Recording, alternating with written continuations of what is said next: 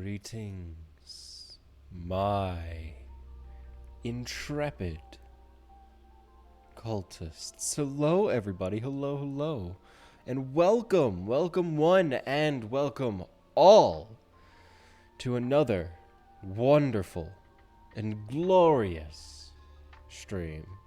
How are you guys doing? How is everybody today? How is my wonderful cult this fine Friday evening? I myself, I'm doing all right. I'm doing quite okay, all things considered. I do have some chores I gotta do, like later after the stream. Obviously, after the stream, I have to go in. Like I have to clean some dishes that are in the sink from last night's dinner because I was real eepy last night, and I absolutely fell asleep on my couch.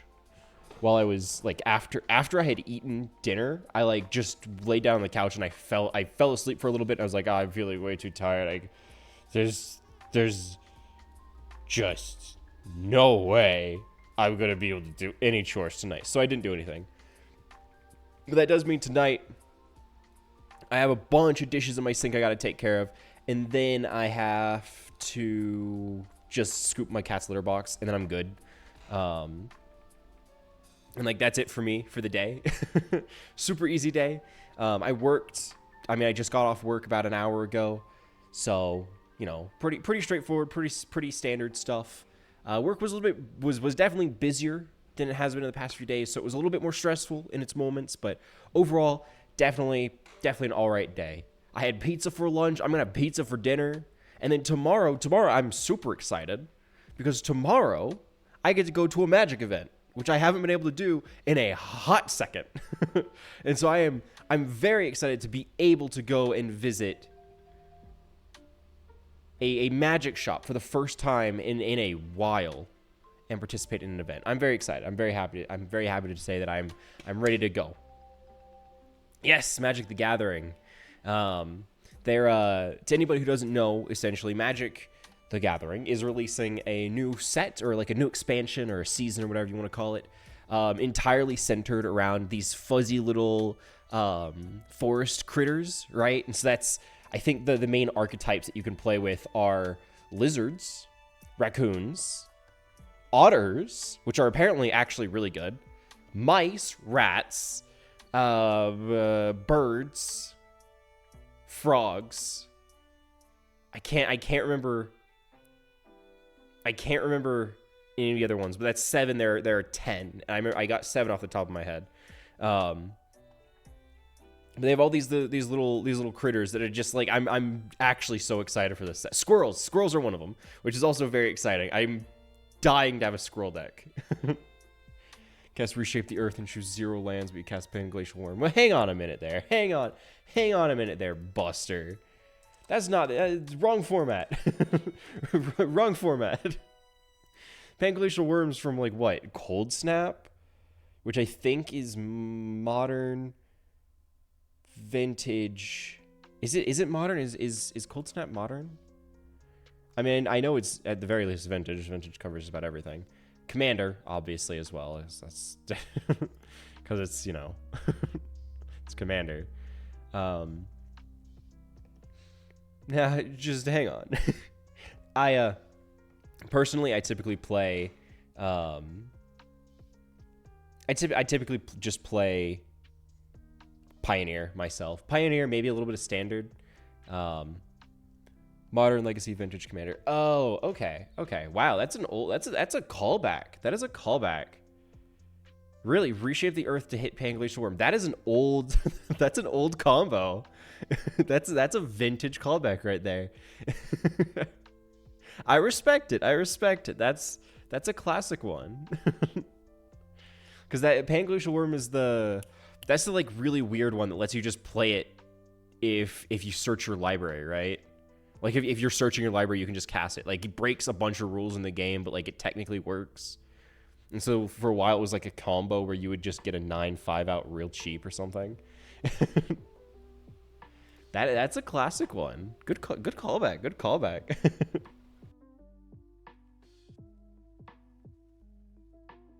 Personally, I'm more of a Gonna try to get the right names. I'm typically a Sylvan scrying into Maze's End with a spelunking on the field. Chaos Orb? Jeezums, not Chaos Orb. Goodness gracious. Chaos Orb. You know, at that point, why don't you just go Chaos Confetti? Truly. Why not just commit? Just go with Chaos Confetti. A real classic. Only know the ones mentioned in YouTube video. Okay, interesting. Basically, Sylvan Scrying lets you get a land. Maze's End is a combo piece that lets you win the game if you have 10 gates, and Spelunking lets it come in untapped, which then means you can activate the ability to win the game. It's actually kind of it's a very silly card. It's a very silly card. Heck, we have a little bit of time before we start playing game. Let me actually bring it up because I really like the combo. It's very fun for me. Like it sometimes works if the enemy has land removal, it screws over the entire deck. It screws over the entire deck, right? The combo cannot hold up against any sort of land removal. But it's it's a fun combo when it does work. I believe if I was to do this. Yeah, okay.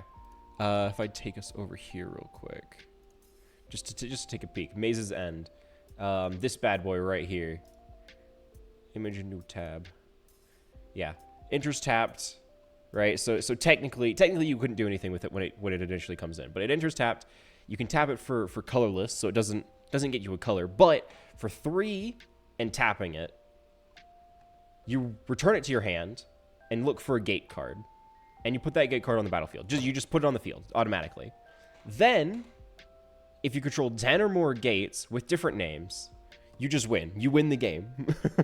It's a very, very silly little combo. Like it is by no means strong. It is by no stretch of the imagination a strong combo, right? It's very easy to shut down. All the opponent needs is any card that can destroy or replace a land, and it shuts down the whole thing. Why would you use that if you could just use Unholy Citadel? Unholy Citadel isn't that sounds like a? Is that the? Yeah, that's what I thought. You want to give? you want to give creature banding? You want to give the creatures banding? Oh, that's a very powerful ability. You know, that's a choice. That's one of the lands you could play. That is a vintage ability. Banding. Okay. Because I actually have it up right here. Just because I had to double check and make sure I knew what it was. Any legendary creatures can attack in a band as long as one of them has bands with other legendary creatures. They're blocked as a group. If at least 2 legendary creatures you control, one of which has bands, are being blocked or being blocked at the same time by the same creature, you divide that creature's combat damage, not its controller, among any of the creatures. Huh? So, if you have, let's say you have a legendary pig and a legendary cow, just for example's sake, and you attack with them, and your opponent blocks the legendary pig with their butcher, then I think it would mean that you then get to decide the damage being dealt between your pig and your cow? They split as a group if at least 2, one of which are blocking or being blocked by the same creature. You divide that creature's damage. I think that's what that means. That is such... No wonder they removed that ability. That makes that is so confusing. Any legendary creature can attack in a band as long as at least one has bands with other legendary creatures. Bands are blocked as a group if at least 2 legendary creatures you control, one of which has bands with other legendary creatures, are blocking or being blocked by the same creature. You divide that creature's combat damage, not its controller, among any of the creatures it's being blocked by or is blocking. So I think that examples works. And then it also means that if your opponent was to attack you with their butcher, you could block with your legendary pig, and it would be, you'd get to choose to divide the damage between the pig and the cow. I think if you block with a 3/1 and a 1/1 and your opponent swing with a 1/4, you can block with both, and you choose which of your creatures dies. Yes. Yes. I think that's the case. That does seem to be, well, wouldn't that is I think that's the case. But I think it also applies just in a general group. So if you were attacking, because it says if they're being blocked, yeah, they are blocked as a group. That's one of the things it says. Bands are blocked as a group. So I think if they were to block one of your creatures, you would then get to decide out the damage as well. I think. And are blocking or being blocked by the same creature. You divide that creature's combat damage, not its controller. Yes? Yeah, it has a, according to the Wizards, like the official Magic the Gathering database, it has a 1.5 star rating. It has barely, not even 2 stars. It doesn't even have a 2-star rating.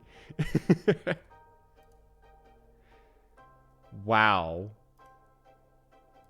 What does the discussion on it say? It's supposed to be justification for such otherwise, but just still despite low wattage legends. Oh, wow. They've a lot of funny words here.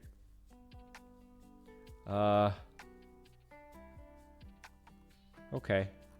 Some people managed to give it 5 stars for some reason. That is such an insane ability. And I hope it never comes back, because that's a lot for my brain to process. That is a lot. Wow. I mean, I appreciate you bringing this to my attention. That is a callback. It's my favorite.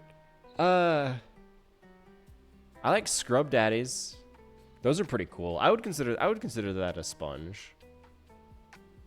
You know, it's versatile. It does a great job, and it does technically soak up water. So I would consider it. I would consider it. Oh, of course. Oh, jeez. What? You saying you didn't want to have a conversation about you didn't want to have a conversation about literal sponges? My favorite sponge. Oh, that's a great question. There have just been so many that were printed, you know? There were so many. There's like 2, I think. Yeah, I think that. Yeah. Thought Sponge is pretty cool. You know what? No. My favorite sponge, has to be. I'm pulling up their name right now. There it is. Orvar the Allform. That's got to be my favorite sponge. Hands down. Easy. You thought you had me without one. You fool. That being said, before I get too sidetracked, I think we should just start the game. I think we should just launch the game. I can still chat. I can still have fun, but we're gonna be playing a game while we do it. Isn't that crazy? We're here to play games. Wild. Insane. And I get to talk about cards for the next 3.5 hours, and nobody can stop me. I get to talk about trading cards for hours, and nobody here has any control over me. I'm unstoppable.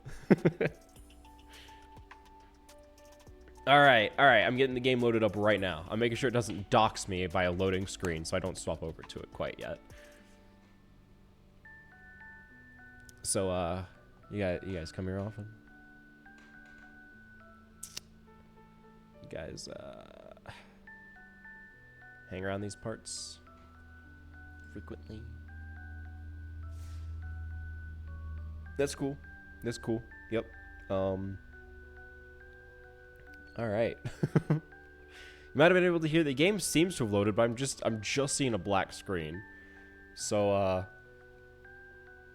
give it a moment. It's having a hard time, I guess. It's been having a rough day, I suppose. Come on, you can load. Come on, little arena. Come on, little arena. Come on, buddy. Come on.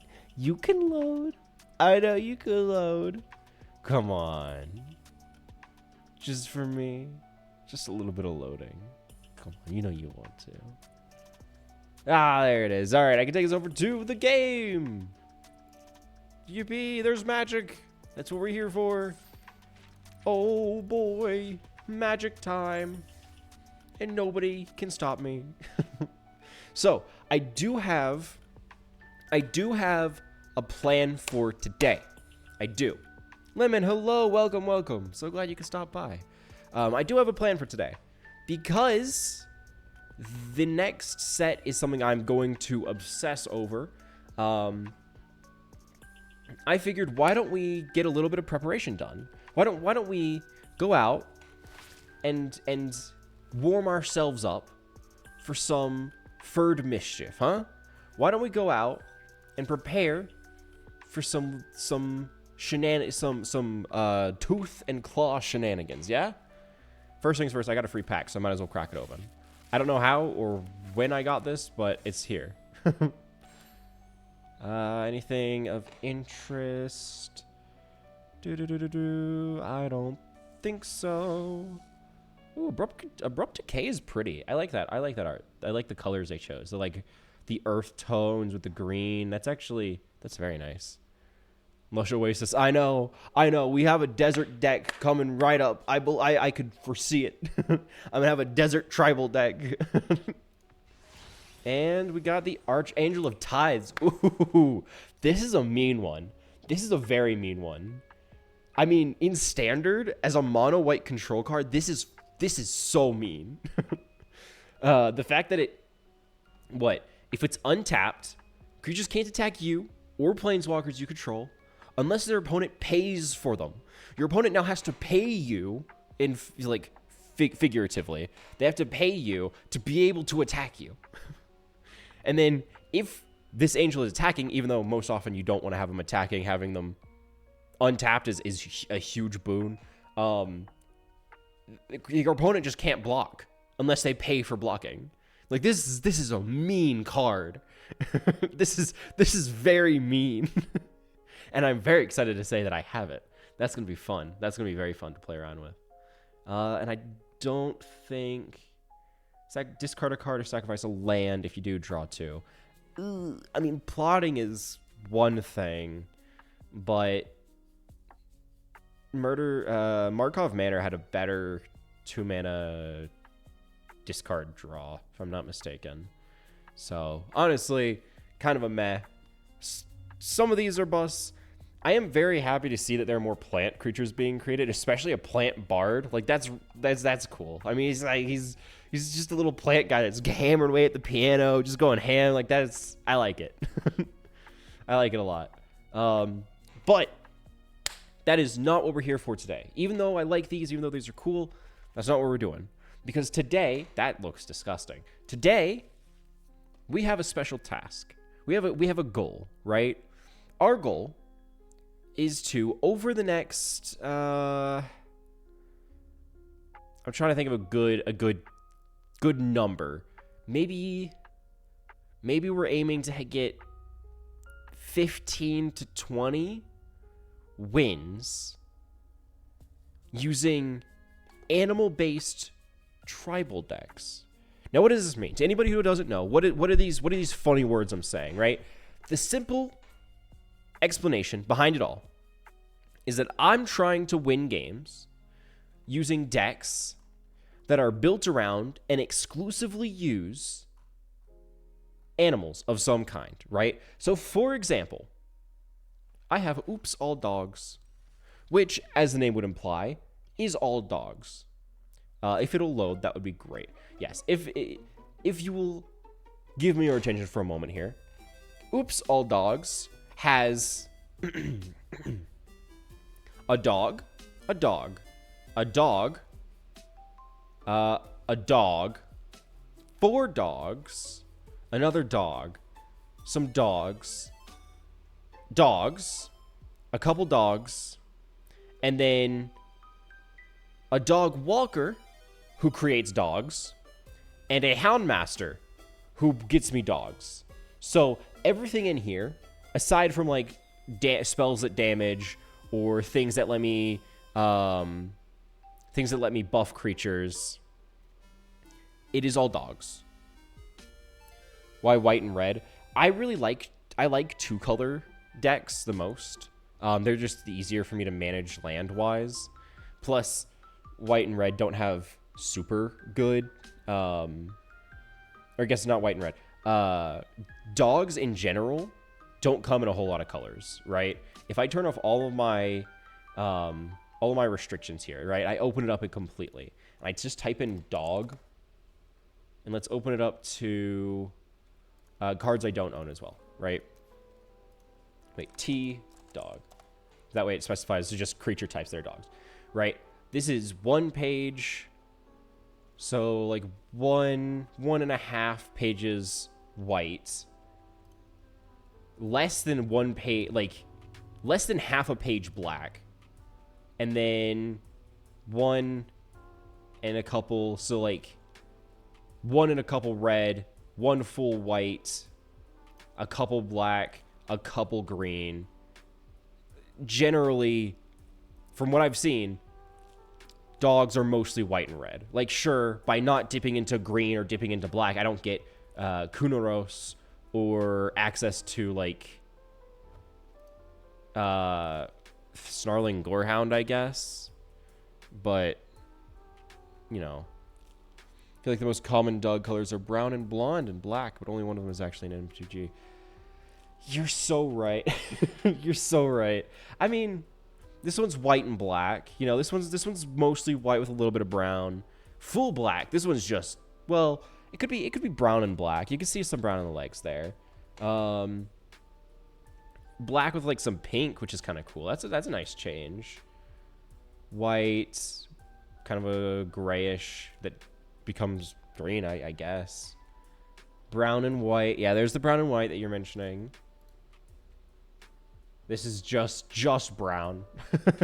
Just brown. Well, you know, if you mix white and red, and you get like this golden color, right? You see the gold here. It's like the border is gold. You kind of get like a little bit of a brown, you know, if you think about it. Tarkir Duneshaper is just a furry. You say that.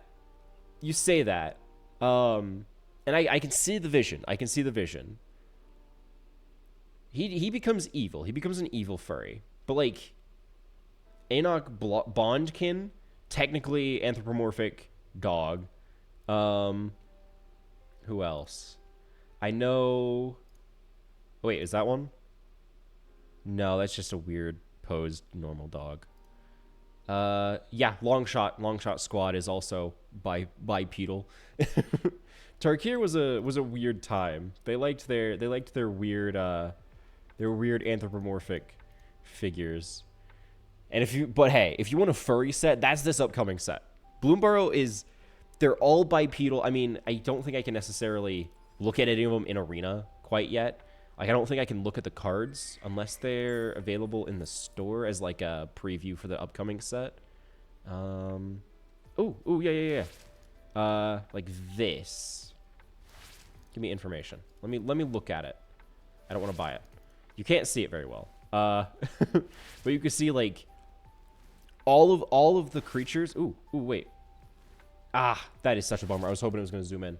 All the creatures, bipedal animals, furries. All of them. And I could not be more excited for it. This guy's legendary badger. Like, this is so silly. So do normal dogs and furry dogs exist on the same plane?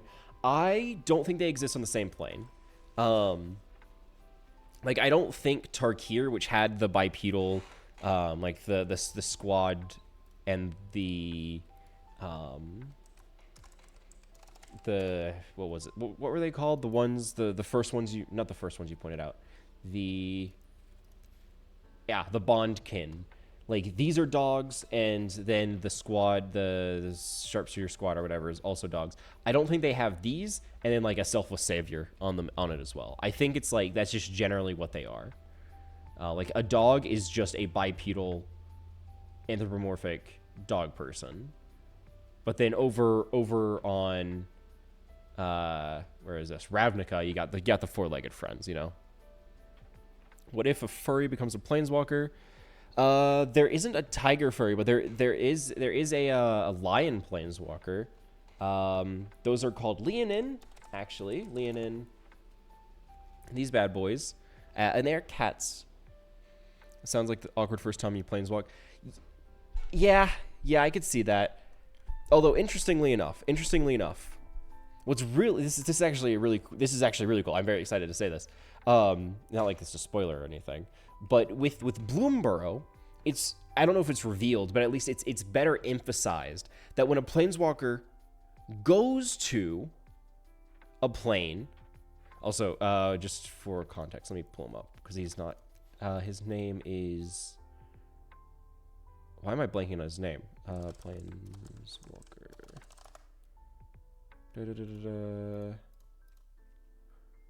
Not Basri.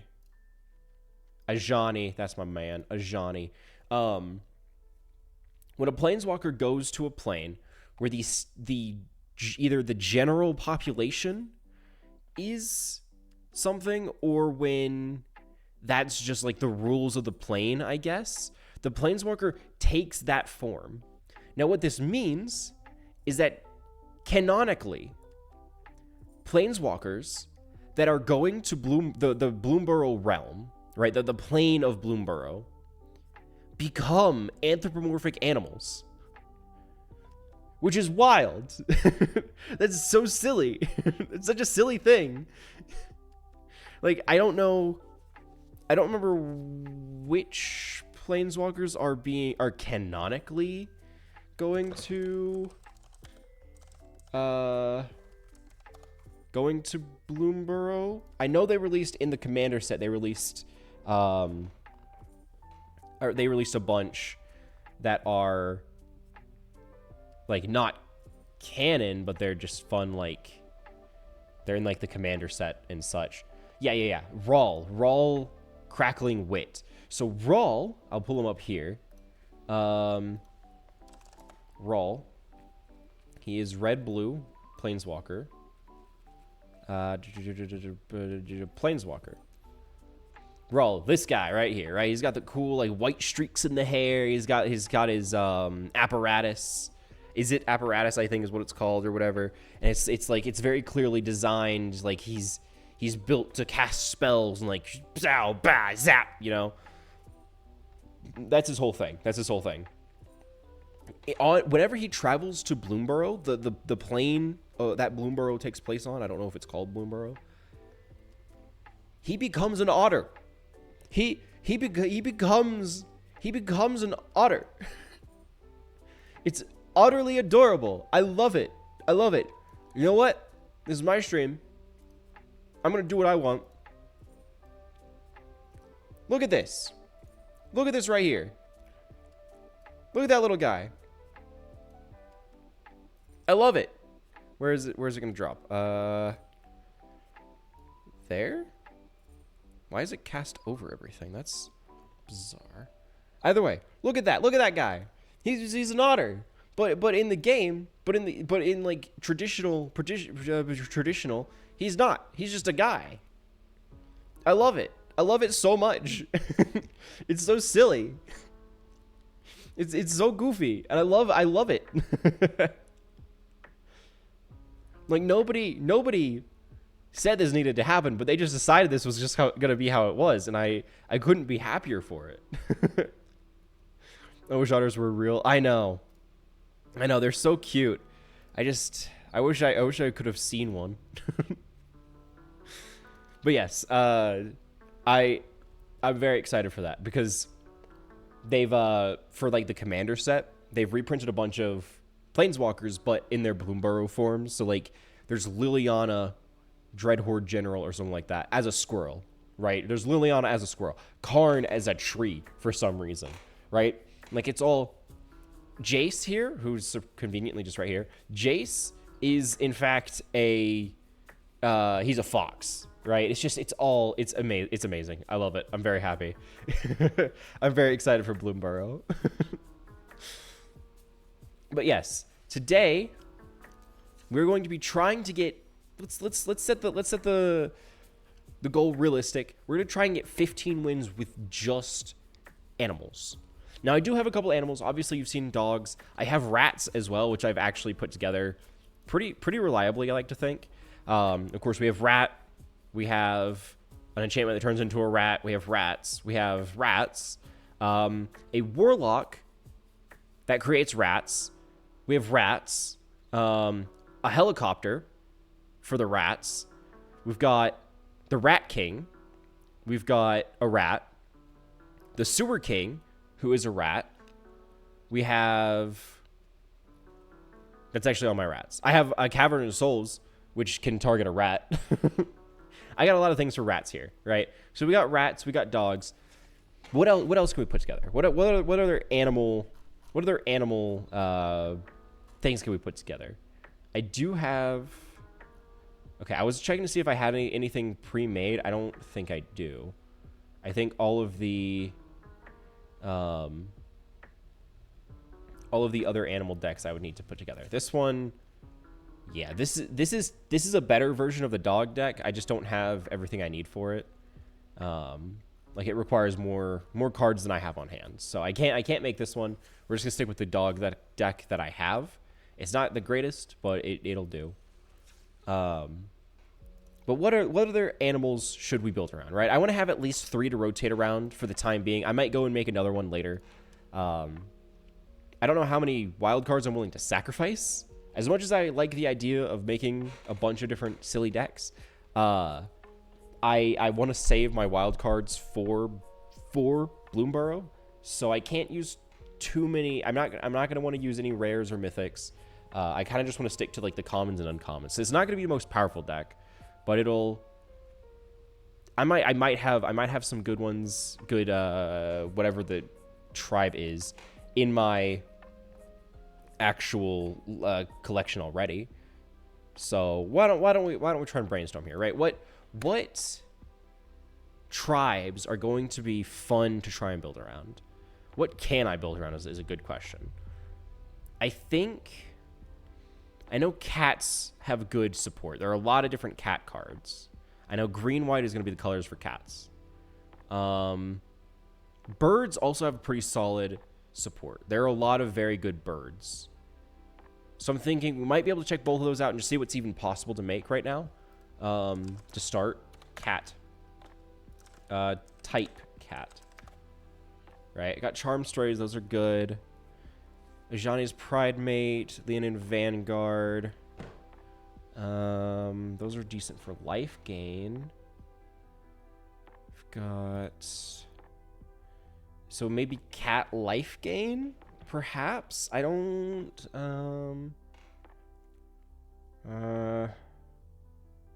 Scry and Saddle.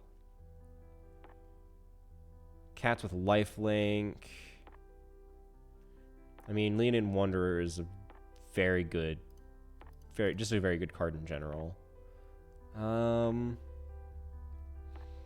a whole lot of, I don't own a lot of cats in green, which is annoying. But I might be able to put together a cat deck. If I really stretch it, I might be able to put something together. Especially since I could throw in Kahira as a not a sideboard, a why am I blanking on what it's called? I mean, I guess she would be in the sideboard. A companion. I could have her as a companion. Heck, if I really tried, I guess I could run a Ren and Seri, but the issue with running Ren and Seri is that they're a 4-drop that relies heavily on very specific cards to run well, and I would need 4 copies, which I do not have.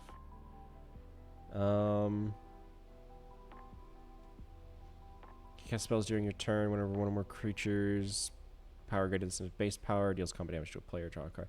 Okay, I could probably work with cats. It's gonna be a stretch, but I might be able to put together something that works. What about what did I say? I said cats and there's another one. It's not mice. Birds. Bird. Type bird. Lots of birds. This is going to be a very easy one to put together. There are so many. They're printed in almost every set, and they don't have a whole lot of like game-ending like clear wins, but they can still absolutely support each other really well. Especially since there are a lot of cards that just benefit from creatures that have flying. Like that alone is going to help it a ton. So I think cats and birds, and dinosaur would be cool, but I don't think I have very many dinosaurs, or at least not enough dinosaurs that would work together. Because I didn't invest a whole lot into Lost Caverns of Ixalan, which had some major dinosaur support, like serious dinosaur support. I just didn't invest a lot into that set, so I don't have a lot of the cards that benefit heavily from dinosaurs. So that's not as cool as it would be. I just don't think it's going to work out, which is kind of a bummer, but we'll manage. So I think cats and birds, we can put those together, because this just looks for, or beast. Beast is a little bit too vague for my taste. I kind of preferred it to have like an actual type: cat, elemental, nightmare, dinosaur, beast. Yeah. So then what else could there be? Trying to think of any other creature type that stands out. That would be like an animal archetype that I could work with, right? Maybe let's just sort it down to creatures. It's going to be a long list. Like, I'm just kind of sorting through to see what stands out. Fox, that wouldn't really work. There aren't a lot of fox creatures. There's a bird. Fairy. There's another bird, a dog, a bat. Bats don't have a whole lot of support yet. There are going to be bats. That's going to be one of the tribes in the upcoming set is going to be bats. So they don't have a whole lot of support yet, but I might be able to put something together once it fully releases. Just for now, it's not really going to work out. What about mouse? Right, there are a few different mice. There are 4. what about ones I don't know? There are 5. There are 5 mice. So I don't think that's going to work. I don't think mouse is going to be a working archetype yet. Again, mouse is also an archetype coming up in the new set. Also, hello, Miki. How are you? We're just we're trying to put together a couple tribal decks specifically centered around animals, like an animal tribal deck concept, to then try and see how many wins I can get by the end of the stream. Right? It's a silly concept. These decks are not going to be good. These are not going to be good decks. I'm going to be making the best of what I have. Maybe putting a couple like common and uncommon wild cards in there. And then we're going to see how it goes. But I know for a fact these are not going to be good by any stretch of the imagination. Been busy? You know what? I have been too. But I hope that this stream is going to be a good moment to kind of breathe and relax. Maybe take a break from everything, at least for a little bit. Oh, I know horse is a type I might be able to work with. I have Very few horses. I have very few horses. Uh-oh.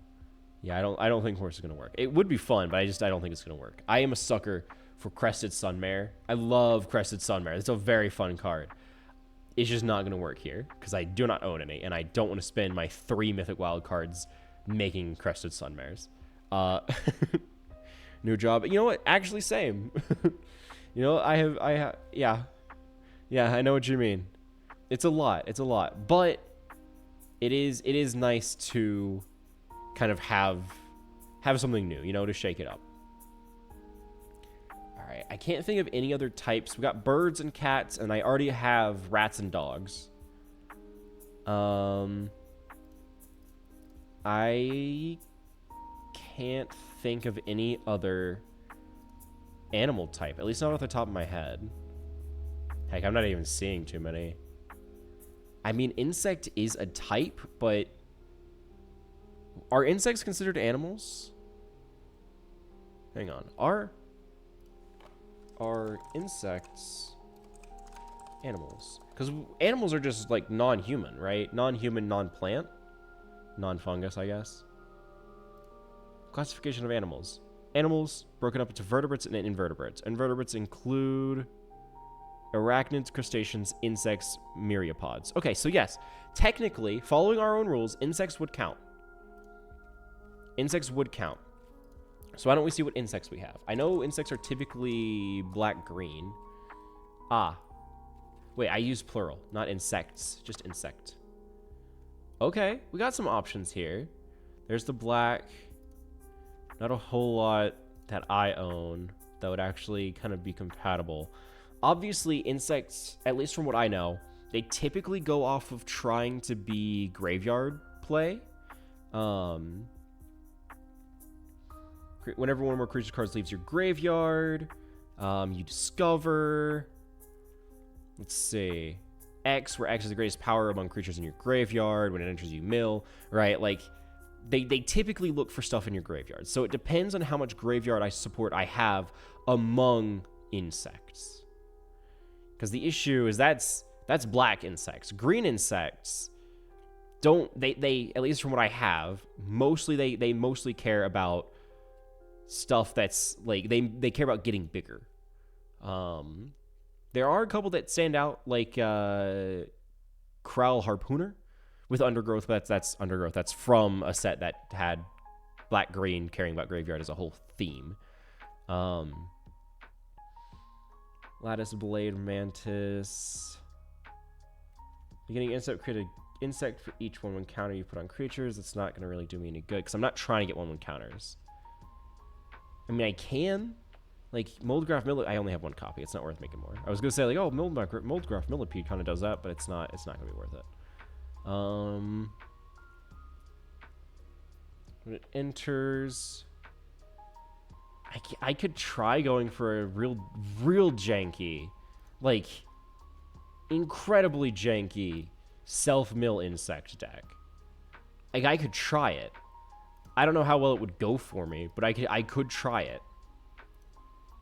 It would be by far the jankiest one I'd have. Because there are a lot of insects that just aren't worth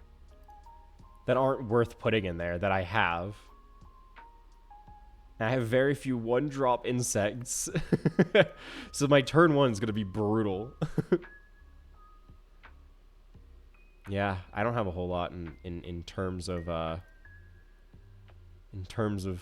cheap insects, but we might have to put one together. If need be, we might have to put one together. But I think we have our starting tribes, right? Birds are going to be a huge one. We're just going to look up bird, because we got a ton of options when it comes to birds, right? Ton of 1-drops. I think we're going to stick to white and blue. What blue 1-drops do we have? Because I know there are probably some good ones in here. When it enters, tap a permanent. That could be fun. Do we want scrying or the tapping? I think we're going to want the tapping. Oh, I don't have many. I have... Scrying it is. I want to spend as few wild cards as possible. And then we're going to go... I mean... Battlefield Raptor. We don't need the lifelink as much as we need the better body for blocking. And now we get to put things together. I know for a fact one of the things I want, and technically you can get mad at me, I could put it up to a vote. Would you guys allow Skycat Sovereign in a bird tribal deck? Now hear me out. Technically, no. Skycat Sovereign is not a bird itself. However, this is my argument. Skycat Sovereign is capable of creating birds regularly. For 4 mana, it can create a 1/1 white cat bird. That's it. It creates cat birds. All right, yeah, you see, you are a bird. So you have the best, you're the most qualified to make this judgment, right? Would you say Skycat Sovereign counts? Because technically, Skycat Sovereign itself is not a bird, but it creates birds. They're not even like elemental, or they're not illusions. They are actual cat birds. They are birds. Would you consider Skycat Sovereign not as a bird, but would you consider it to be included in a deck built around birds, like a bird exclusive deck, as the representative of all birds? This is on your it's on your head. Because I think, I want to make sure we have representation here. In the meantime, I know Empyrean Eagle is going to be huge. I'll throw Skycat Sovereign in there for now, just as a placeholder, just until we get our final judgment. Watch of the Spheres is good.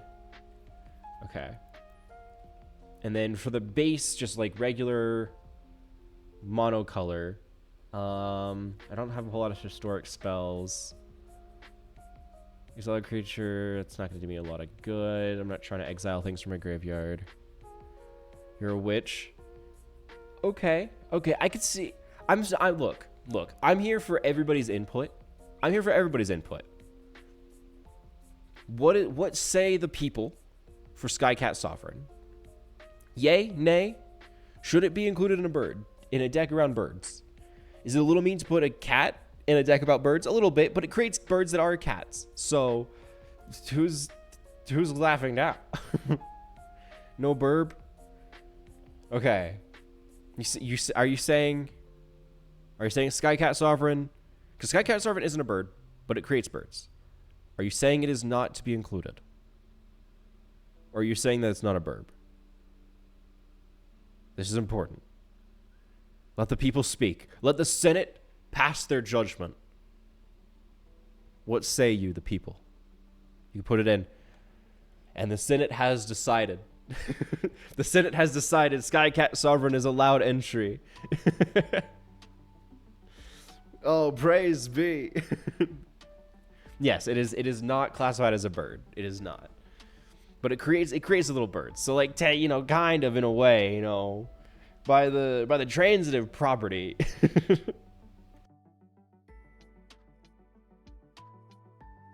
All right. So we got that taken care of. Exile target spell, it becomes plotted. Spells your opponent casts from graveyards or exile cost 2 more to cast. So if I plot it, I can basically keep my opponent from casting a spell, but I can't keep my. It just gives me an extra turn. That's all it does. So I don't know if that's gonna be worth it. It flies as a burb. I could see the argument. But it's almost like saying a bipedal, featherless creature is a man. If it has wings, it's a bird. All right, is a bat a bird? Rock Charger. Not feeling it. I don't have a lot of great cheap birds to be casting. But maybe blue will help me out there. Anything that's really standing out here? Creature with a 1/1 counter on it. I'm not doing 1/1 counters here. That's a later problem. Oh, it is a bird. I was gonna say I like how Teshar, Ancestor's Apostle, is classified as a bird cleric, but they're clearly an angel. Nope, that is a bird. That is absolutely a bird. I just wasn't looking close enough. For each creature with a defender. I don't have any creature with defender. Creatures you control get +1. I don't need 5 mana for 1/1 and vigilance is not the greatest as a win condition. You're a burb. I'm you know what? I'm proud of you, Toucan. I'm proud of you. Another target creature that's not worth it. Okay. So we're out of white. Let's go into blue. Ledger Shredder would be great. I just don't want to spend the wild cards on Ledger Shredder. Throwing Bird. I'm not doing anything that would need me to proliferate. And we're already out of the 2-drop birds. Uh-oh. We don't have a whole lot of cheap birds, but that's fine. That's fine. We're gonna have counter spells. We're gonna have card draw. They don't all need to be birds. We got some spells we can put in here. When it enters, choose one, create a bird. That's it. Why would I pay 3 to get a 2/1 and a 1/1? That's just silly. Hocus pocus. Oh, good. There's a magic spell. Don't cast a curse on me, please. I beg of you. What is Coveted Falcon? Gain control of target permanent you own but don't control. When it's turn face up, target opponent gains control any number of target permanents you control. Draw a card for each one they gain control this way. Oh, yeah, that's not going to do me a lot of good here. When it enters, create a zombie with Decayed. I'm not seeing a lot here. I might have to take a Dream Strix. I don't necessarily want to, but I'm not seeing many other options. Creatures flying cast less. Screw it. We'll take a Warden of Evos Isle. We'll take a few. Not a whole lot because I don't know if that's gonna be worth it in the end, but it is a bird and it'll do something.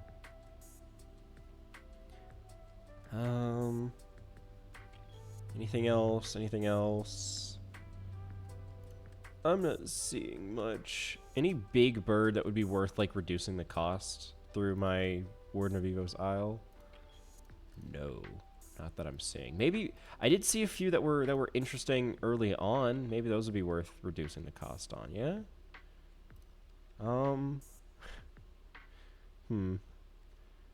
Maybe not. maybe we'll drop the Warden of Evos Isle.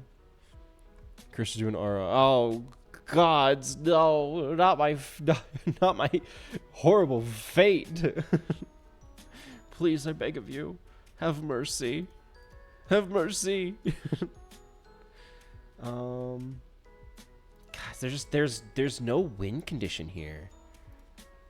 My birds can't get big enough on their own to actually deal damage worthwhile.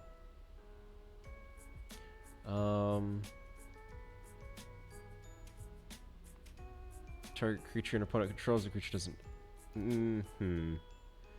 Maybe because the birds really aren't that big, which is tragic.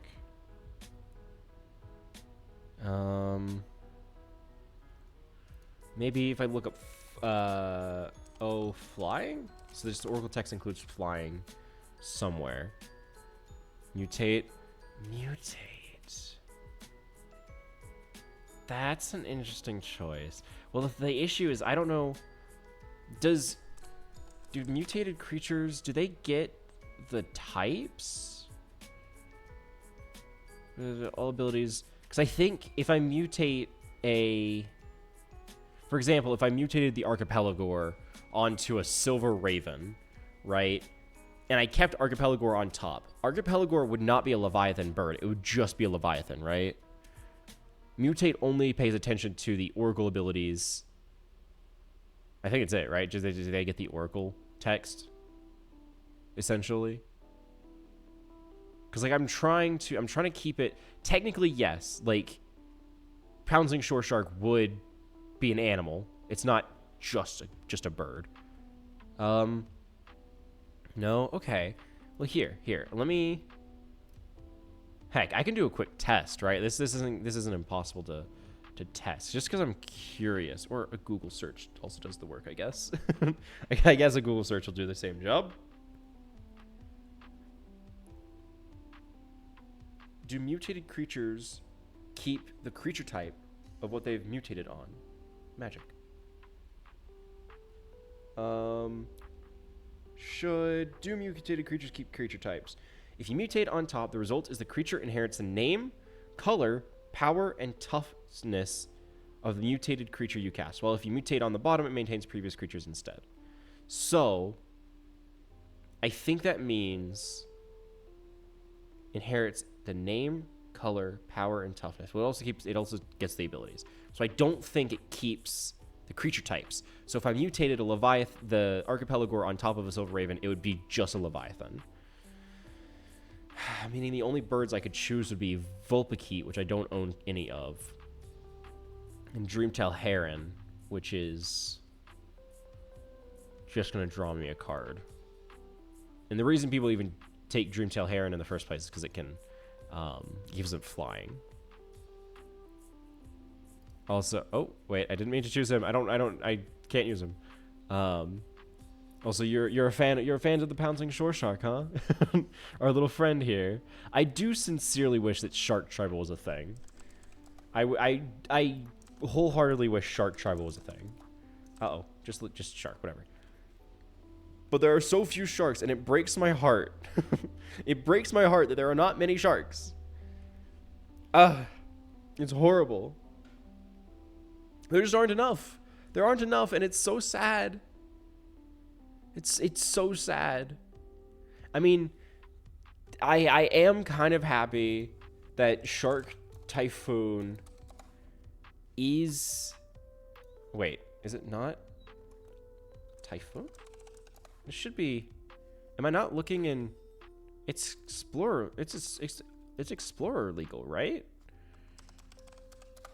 Shark Typhoon. Where... Have I limited it to creatures or something? I did. Okay, that explains it. That explains it. Shark. I don't think it's going to help anything. It's just going to add Shark Typhoon to it. Yeah. Like, Shark Typhoon's a great card. But it is so sad that they don't have many. And they don't have synergy, right? Like, this one cares about you casting non-creature spells. And this one does too, but it's an enchantment. It's not a shark. This cares about 1/1 counters. This evolves. This guy cares about attacking. He enters, he counters. When he enters, you bounce. And when he enters, you draw. If you've cast more spell. Like, they don't synergize, and it's so sad. I love sharks. Sharks are great. But I need to look back up. Flying. And I'm gonna look at everything except for, well, yeah, everything except for creatures, because I think I've picked out the majority of the birds that are actually going to be worth my time here, right? So everything that's not a creature.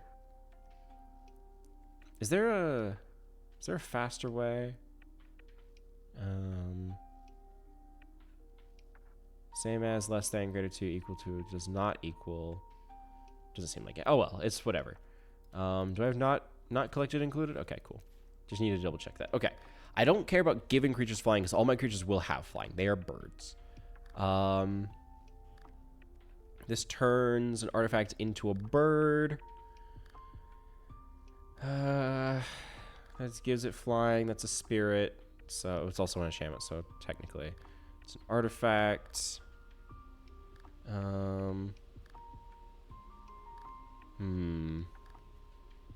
Gains flying. I don't care about gaining flying. That's not going to do me any good here. Love how bad old creatures are. Like giant shark would still be unplayable with custom mana less. You're so right. Which is, again, is such a tragic thing because it's like, you know, I think having a cool shark squid thing would be really. It was like what, a shark crab, right? Well, not giant shark, but you know what I mean. You know what I mean. Like they're cool. There's really cool sharks that I just wish were playable, and I would look back into them, but I don't want to go through and uncheck and check everything again. But yeah, like it's not even that old of a card. It's from Ravnica. It's just not great.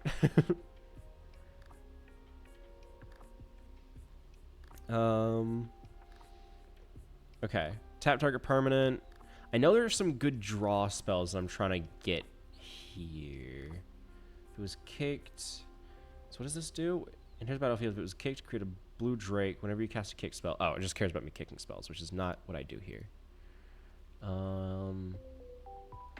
Let's see. Swan Song has flying. I don't care about giving it flying. Emergent Haunting. Oh, that's cool. Beginning of the if you haven't cast a spell from your hand, it it turns into a spirit. Very interesting. I didn't know that.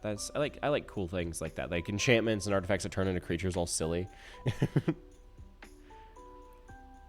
That just gives them flying. I don't care about giving them flying. Here, Lofty Denial. Amazing card.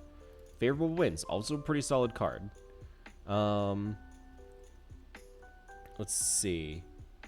That turns it into a dragon, which is not what I'm here for. Gives it flying. No, thank you. There's a counter spell I'm looking for. I was kind of hoping it was going to be cheaper. But it seems like... Oh, wait. It gets cheaper because I have flying. Right. Yeah. There's the draw spell. Winged Words. Lofty Denial cares about countering spells. Whenever you cast a spell from your graveyard, you create a bird. Tragic. I don't do that here. Raven Form would be pretty funny. I'm going to throw in some Raven Form for creature control. Because it turns their creature into... It turns whatever their thing is into a bird, which is really funny. Spell costs 2 less to control a creature with flying, which I do. You don't control to its owner's hand, draw a card. I can throw a couple of those in. I can see that working. It's not going to be super great. There are better cards, but, you know.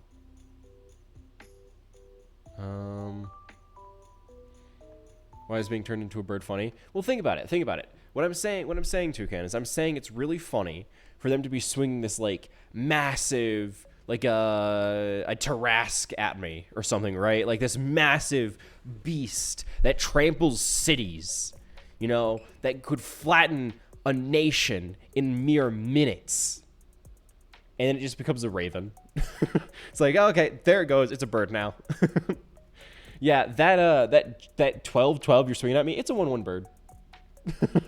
That's what I think is funny. You know, no offense to birds. No offense to birds. Birds all around, heartbroken. I'm not seeing too many other cards that care about flying that are birds and that aren't non-birds. You know what I mean. Unfortunate. So I might need to fill it out with a couple other birds or just simple spells. What is this? Create a 0/0 Thopter. I don't want to counter for each card putting your graveyard this way. Whatever. That's not my priority. Are there any battles that are worthwhile? I don't think so. Not here. Not for what I need.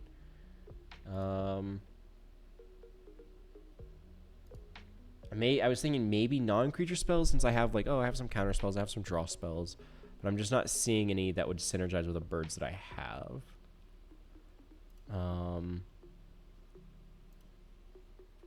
So I guess Phantom Interference. Do I want Phantom Interference? No, I like Make Disappear. Make Disappear. 3 of those. And then I do not have very many creatures that cost much at all. I probably need more ways to deal damage because this is this is not a whole lot here. Like my biggest advantage is favorable wins, right? Like I'm not buffing my creatures in very many ways at all. Creature type.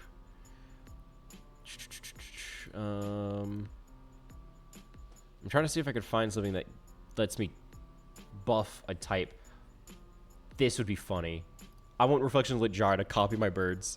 Is it a good card? No, not in this. Not for as much mana as it is. Not in this deck. Like this is gonna be a really bad idea. But I think it'd be really funny to copy my birds every time I cast one. I just think that's really funny. All right, let's just resort back to looking for birds. Let's turn off all of these. I got 3 open slots now. I don't think there's any colorless or Yeah, we'll take Dream Strix and do I have like a single copy of like a rare or mythic bird that might just be funny to put in there or something? Creature tokens. No, I don't care about creature tokens. That's not what I do here. Unfortunate. I'm not seeing anything worthwhile. So maybe just an expensive bird, I guess. Perhaps. Or you know what? Sharknado. No, they aren't considered birds, are they? Maybe...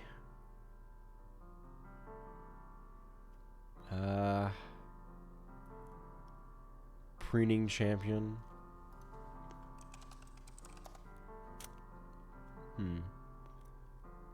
When it enters, you get a red elemental.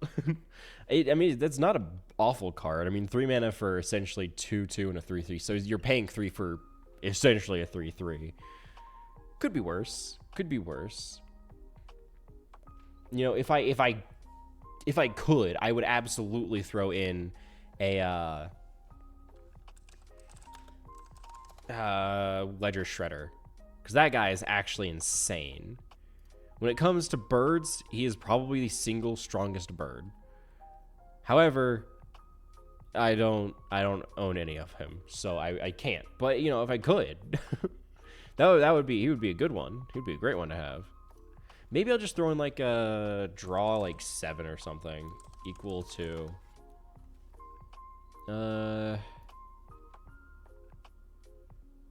no, maybe not. It's an instant or sorcery treasure cruise. No, I'm not milling. Man, I don't know. Bot. That's not the word. I don't remember what it's called. Look at 7. And drawn from dreams, perhaps, just for fun. Just because I need something to fill the slot. And then, wait, choose creature type. Include colorless. Maybe this is where it's at. Screw drawn from dreams. Let's throw in a metallic mimic in there. And then my lands will include Cavern of Souls and Secluded Courtyard.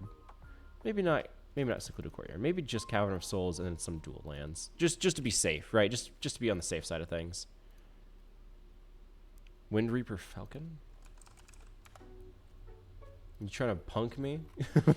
you trying to punk me? Wait, there had to be a wind.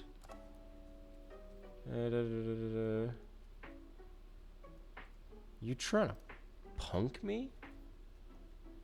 I don't even know what you're talking about. You trying to bamboozle me here?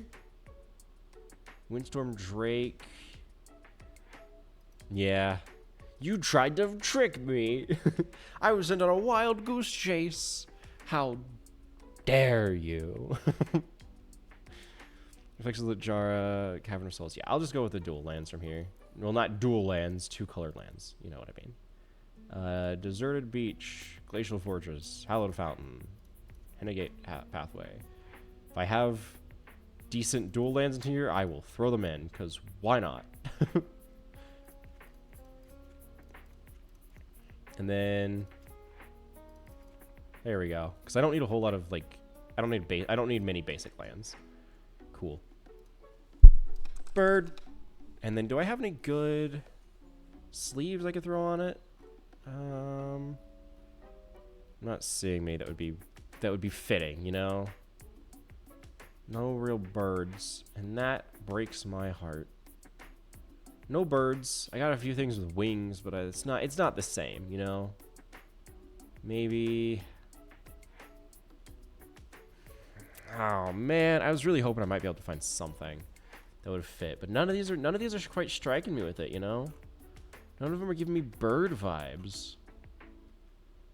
This is the closest I could think of because it has birds in the art, but it's like it's mostly green, which, you know, it doesn't fit. This could work, I guess. It's the best I can do. It's the best I can do. He's got wings, I guess.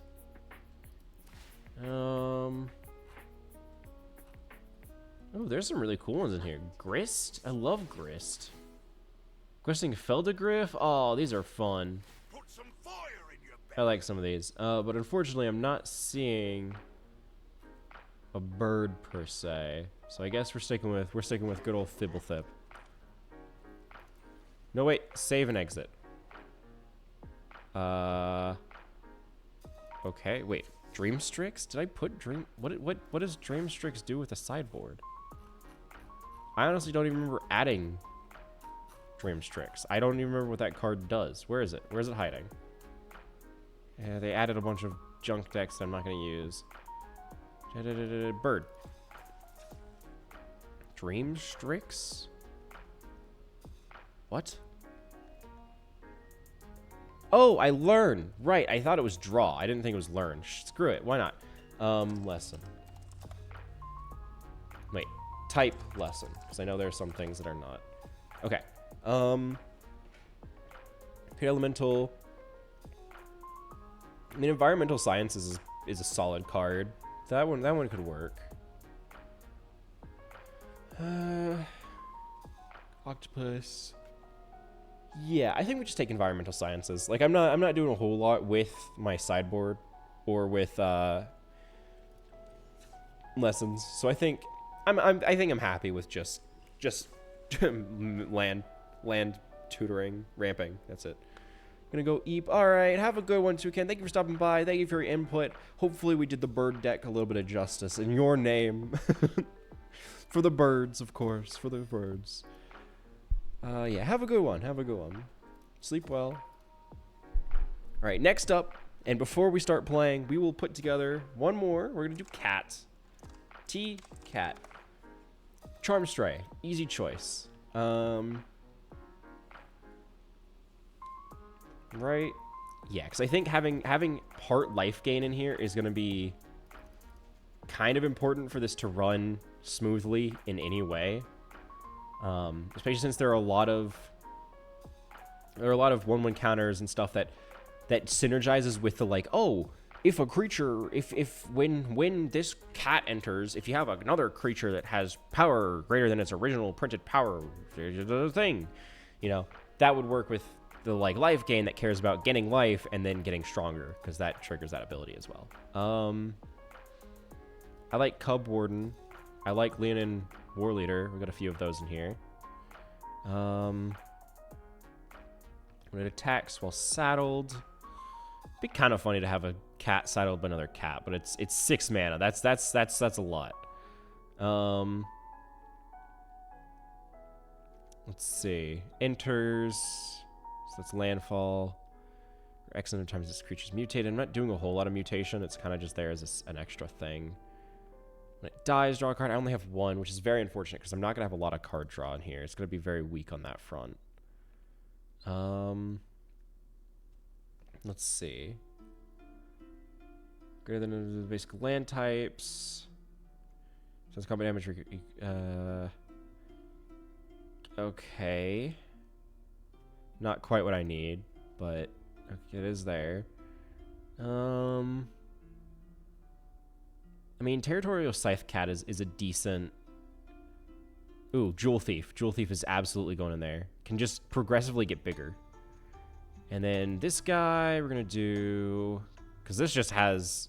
It's good control on my end. It keeps me safe for a turn. And then... Whenever they deal damage to an opponent, they draw me cards. So, like, all profit. Put 1 counter on each creature you control with a toughness less than the number of basic land types. I'm not doing a lot of land types here. Power Grenade. Yeah, we'll throw in a single copy of them because I don't need a whole lot. I'll throw Kahira in the sideboard. Yes, companion me. Okay, and I think...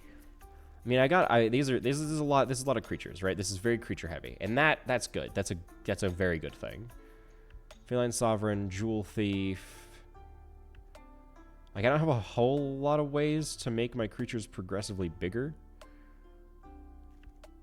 but T-Cat. Wait. I know what to do. When gain life. Because there are ways that I can buff creatures when I gain life. Like with Cleric class. And that just, like, once I invest a little bit into it, it means that I can put counters on things whenever I gain life.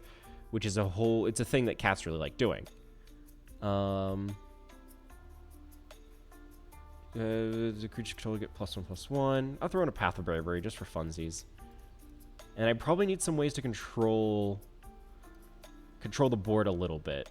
I don't have a whole lot of green, so maybe I could throw in some simple enchantment removal or fighting cards. Destroy target. Just see what that gets me. Maybe in green, just see what that offers. Battle, enchantment, creature with flying.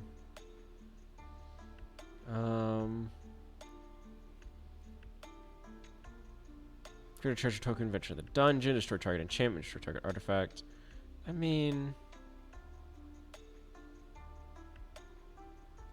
target creature with flying, destroy target enchantment. I guess you come across a cursed idol or you find a cursed idol is a solid one, because it lets me do a lot. And then choose creature type, because then I can get just a couple things that actually care about me choosing cats, like Realm Walker. And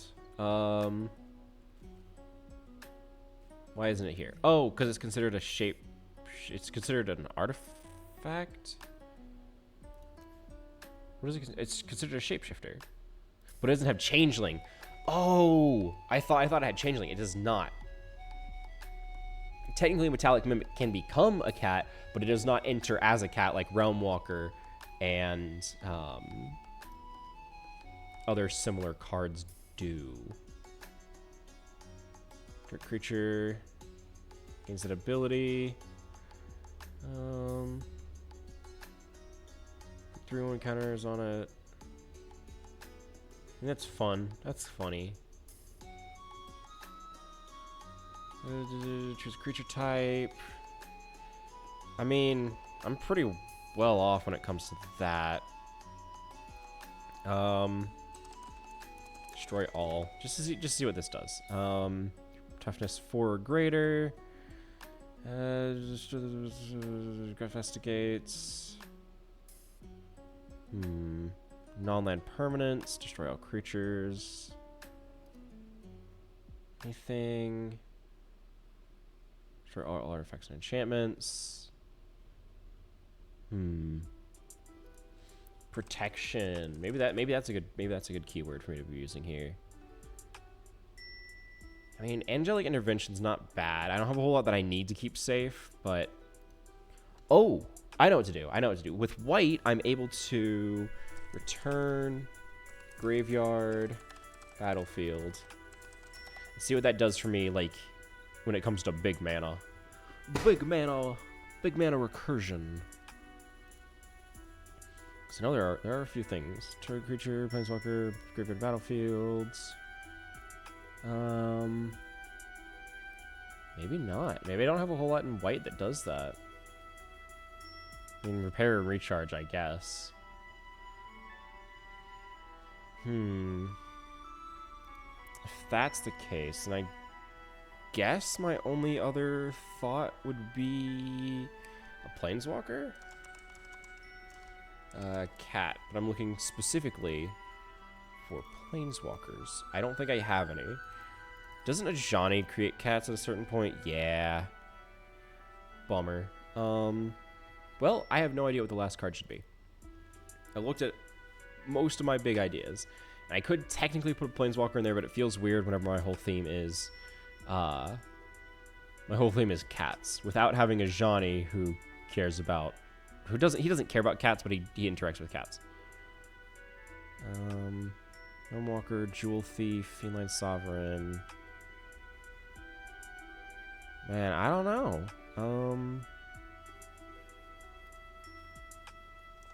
protection from. Let's look that back up.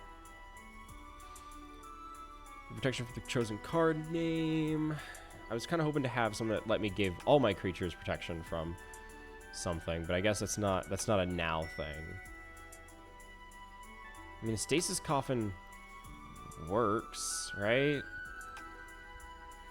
Exile Stasis Coffin, you gain protection from everything until your next turn. I gain protection from it. I kind of want to give my creatures protection from everything. They're my frontliners. Target creature gets protection from the color. Charmed Stray.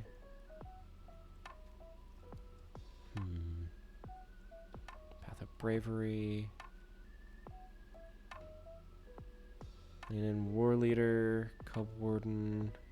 I mean, having something that like gets me mana would be good. Like search land. Maybe the battle that gets me 2 lands. I don't need a lot. Like one you know what? Settle the Wreckage. Screw it. We're going Settle the Wreckage. I will apply styles. I think my mana, like, yeah, 24 should be fine for this. And then we just go with some good old lands. There's those. We'll throw in. I don't have a whole lot of these colors, but I should be able to make it work. There's a Reverse Thicket, Sun Petal Grove. Yeah, I'm running real limited on these. And then choose type. Just a land. Cavern of Souls. Cool. Because then I think Land and War Leader. I don't have a lot that's not creatures. So I'll throw in 2 Secluded Courtyards as well. Just to really be safe with it. Meow. Meow. Meow. Perfect. Perfect. And then we'll just finish it off with, what are some good sleeves? Don't I have, I did not get them. I thought I might have gotten the, like the cat folk sleeve from, this set, which I will take. And would pair well with this guy, but I guess I did not. I just got him. But it works out, it works out. Save and exit. All right, now we have our silly decks. We got birds, we got cats, we got rats, we got dogs. The rats and dogs are the only ones I've actually played with. So we're about to find out what exactly we're able to work with. We're gonna go into Explorer, just right into it. And I think I want to start off with something that I know. Something that I know can work. We're going with rats. I'm comfortable with rats. This is a deck I actually want to own. It's not one that I do own. Mind you, I don't own it, but it is something that I want to own. Something that I've actually been getting small little pieces here and there for. And I'm very excited for the next set because it'll have rats that help make it better. Oh, big stretch. Oh. Not the greatest hand, but I'll keep it because I can fill my board with rats early on, which is the really fun part. Ah, that's cute. Hello. Turn 1, gnawing vermin. Let's have them mill a couple cards. You don't need those cards. Get those out of here. Stinky. Oh, okay, they're running snowlands. So they're probably... I would imagine, if I had to guess, I would imagine they're probably trying to do the land lock combo, where basically it keeps me from winning because all they had to do was give, like, the book of whatever, the thing that gives an angel, you can't lose the game, your opponent can't win the game, and they choose their land, and then the land becomes not a creature. It's a whole thing. It's a whole thing. It's annoying is what it is. We'll throw in a... This costs 3 to activate, yeah? Okay. I'll throw in a gnawing vermin. Let's see if I can get rid of, or at least feel out what they have, right? Let's see what they got. Get rid of this. Let's get rid of the top 2. Oh, interesting. They're going for damage? Well, he's gone is what he is. Eaten. Consumed by the rats. And now, if need be, I can pile on and kill something if they cast it. They probably have a board wipe. Black in snow has board wipes specifically for things like this. Destroy all creatures, you gain life. Yeah, they're just gaining life off of it. Very interesting. Not what I thought they were going to run, but screw it, whatever. Because they didn't lose any creatures. They didn't get anything from it either. Pack Rat, because it's small, but next turn I can win with it. I need to... I mean, I would cast Typhoid Rats. Oh, interesting. Very interesting. Okay, but Reckoner Raid's gonna really hurt him. That's what's gonna happen. He dies. Yes, he's playing black-white vampires with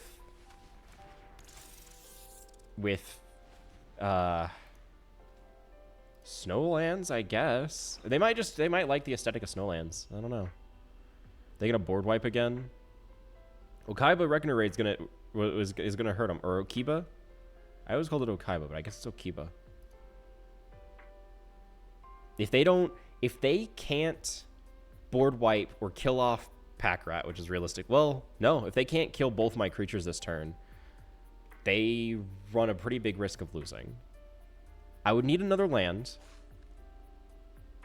No, I could Lord Skitter's Butcher, Menace, and attack for 1. Well, there goes that plan. Well, they didn't kill off any creatures, which is what I was really worried about. I mean, I'm still not in a great position because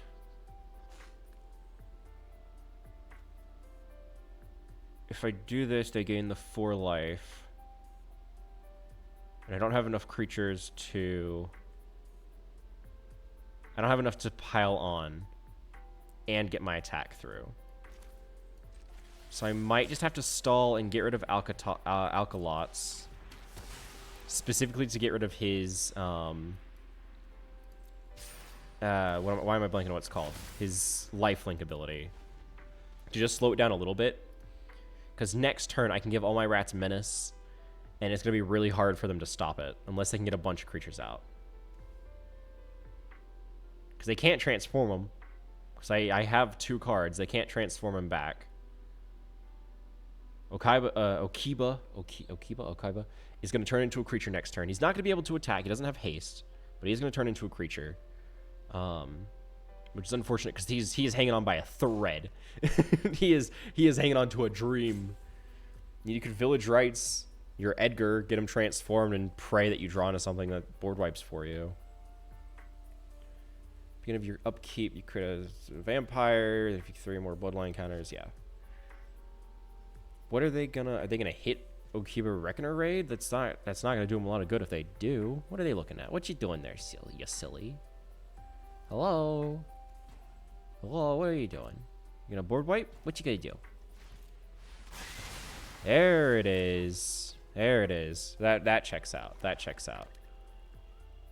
I do need some way to deal damage to them. I choose Rat. And I'm going to hold on to my cards specifically because he has Menace. They're not going to be able to touch him. If I was to attack, and I want to keep cards in my hands, they can't transform their temple. I want to keep that thing a land as long as possible. Although they really like, they really like their board wipes. Jeez, they're hanging on by a dream. All I need is another Akiba Reckoner Raid, and I'm golden.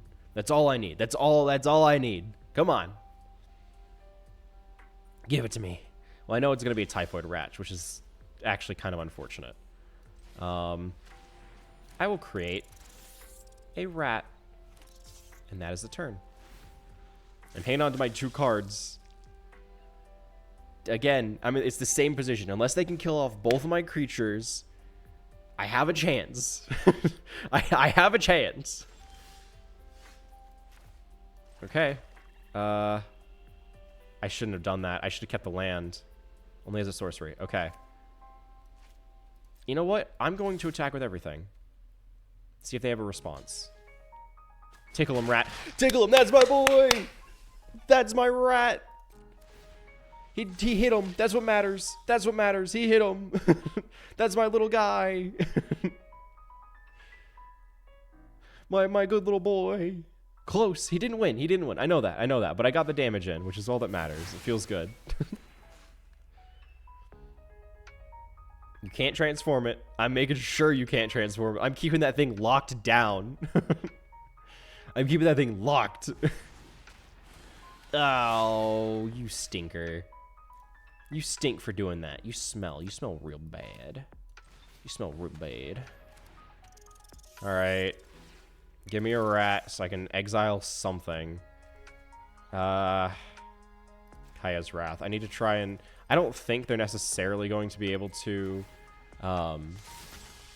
cast things from their graveyard again, but I don't like the possibility of it. Come on. If they attack, I mean, they're going to gain life from it. I'm not going to be able to deal lethal damage, I don't think. Yeah, because they gain the 2 life. It's a 2/3. I'll allow it. I'll allow it. I'm not going to risk losing one of my only creatures. I'm trying to think, because I can give them menace, but that's not going to be enough to win on its own anymore, now that they've gained life and they have consistent life gain.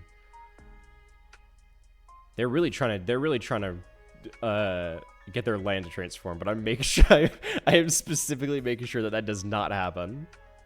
It is staying a land. As far as I'm concerned, that thing is never changing. I don't know. I don't even know what would help me at this point. Because I don't have many board wipes.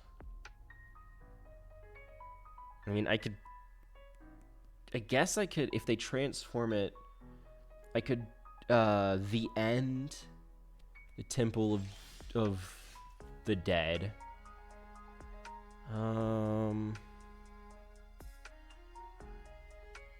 I want to keep it for its menace. So maybe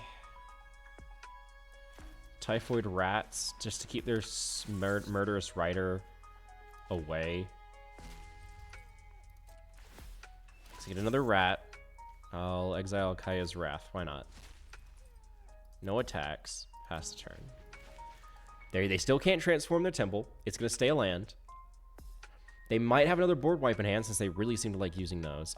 I would assume they probably have like a destroy X number of creatures quest that they're on. Just because that seems to be the case. They run so many board wipes. They have a very clear win condition, which is this God's Forsaken Land. I will block Murderous Rider. Very, very cool. It is gone. I can get 6 damage. It's not going to be lethal. It's very unfortunate that they managed to gain that much health. I can't think of anything I can do that would help me here. I got my rats. I still have them. They're still here. My 2/1/1 rats. Look at those little guys. They're little raspberries. Very cute. Pile on. I kind of like the idea of giving them hope. I like the idea of giving them hope that they're going to be able to get their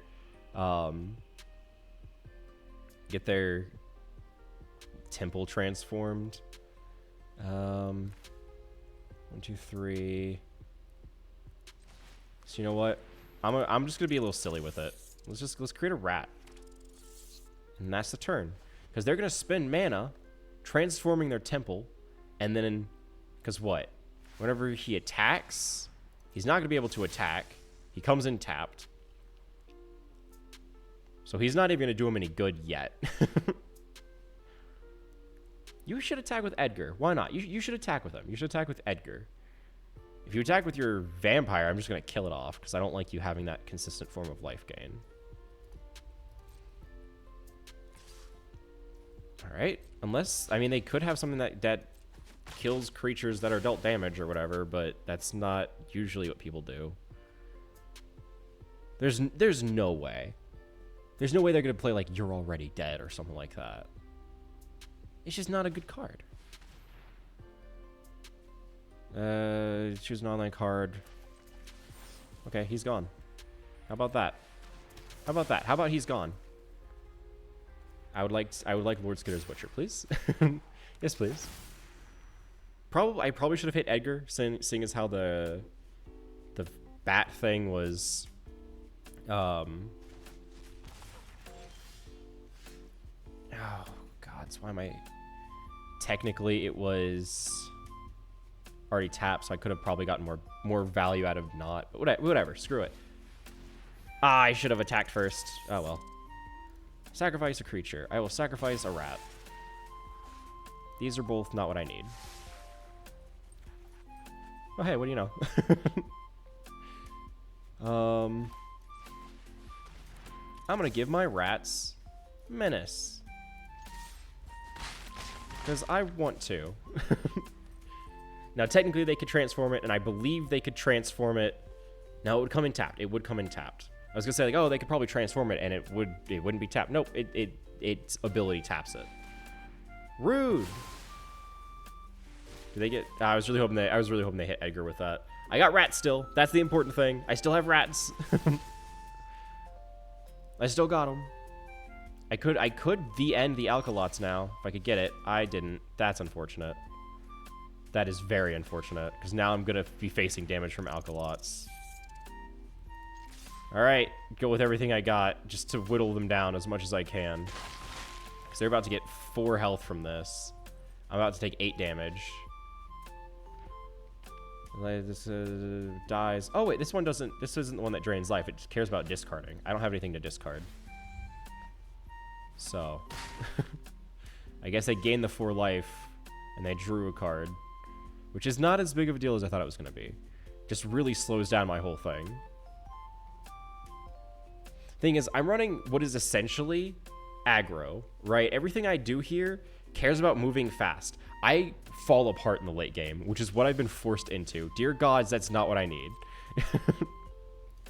Rats. It doesn't matter.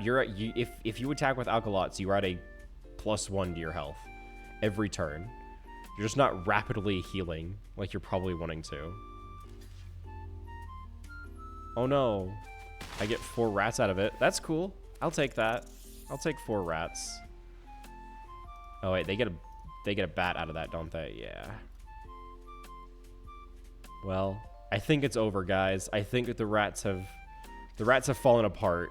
The fact that I got this late in the game kind of screws me over. I mean, it wouldn't win me the game, but it would slow things down a bunch having the Meat Hook Massacre. That would be a fun one. That would be very fun, very funny. They like to board wipe a bunch. I can board wipe too. I can slow down the game too, you know. Choose even. Do it. Choose even. Get rid of most of your board. Yeah. Wow, you really want the bat, huh? Here, mill 2 for me, just for fun. Mill 2. I can wait this out. You just exiled most of your own board. Sure, you got rid of my 6 1/1 rats. Oh no. Oh geez, my 1/1 rat. Whatever shall I do? Thing is, if their quest is to just destroy creatures, they're not doing it right because they're exiling things. Exiled creatures don't count as destroyed. It's counted as exiled. It's a whole other thing. So I genuinely don't know what they're trying to do because this wouldn't work against most decks. This is really bad. This is really bad. Oh, I'm gonna board wipe. Oh, I'm gonna board wipe again. Okay, what if they don't run creatures? What if they counterspell? You gonna draw a card and what? Destroy their counterspell? No, you don't. It's working because I'm running a tribal deck that cares about that cares about creatures explicitly. If I was running anything else that didn't run as many creatures, they would be screwed. That's a really bad deck. And I'm not trying to insult it. Like I'm not trying to be mean. That's just like an objective observation that it only worked for them because I happened to be running something that cared about creatures. I would fall apart against any deck that had such heavy reliance on anti-creature play when I was running any deck that runs about creatures. Thing is, there are a lot of decks that don't care about it. A lot of decks that board wipe doesn't do anything for them. They got lucky with that matchup. They got real lucky. Plus, I got forced in the late game, which does also screw over my deck. It was not a good matchup altogether. Really bad luck on my part.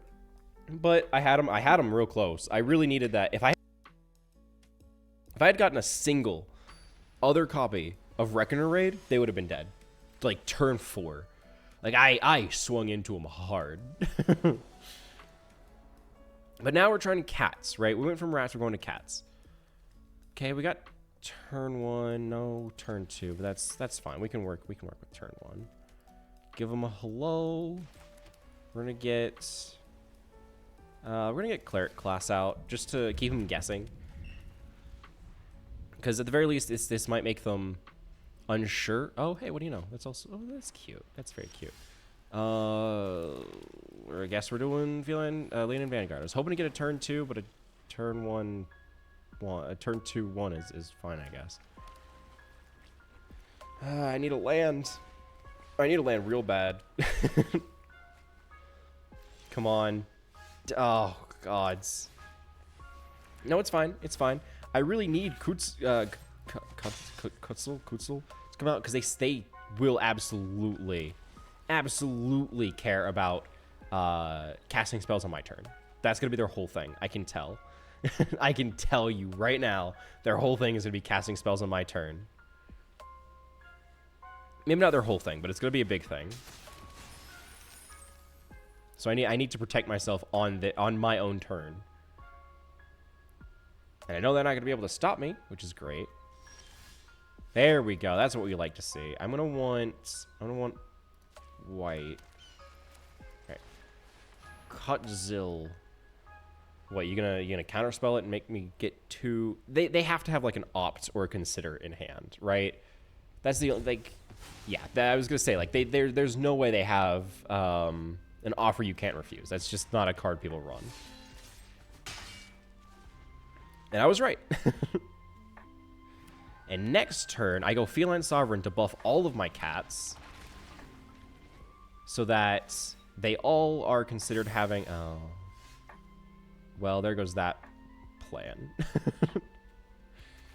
Because I was gonna say like, oh well, but they're gonna just Crackling Drake's gonna kill everything I have. So Jewel Thief it is. Yippee! I will not. If they hadn't given it a counter, I would have been able to get damage in. But alas, God, what, a Ledger Shredder, really? You had to put a Ledger Shredder in there. Come on, man. I mean, I'm not gonna be casting anything super exciting, but see, that's really unfortunate because I can cast another Kutzel, but they're just gonna counterspell it unless they spend all their mana this turn. Consider spending all your mana this turn. Maybe just do it. Maybe do it. Maybe spend all your mana. No, okay, they're gonna counterspell something. They're geared up to counterspell. Yeah. 2 mana, both can tap for blue. There's no way. Man, I don't know. Can I bait them with a Johnny's Pride Mate? No, it's not a counterspell. I was a fool. Well, that's the turn. I should have gotten the Kutzel. This is fine. Opt. Ooh, fancy opt. Very fancy.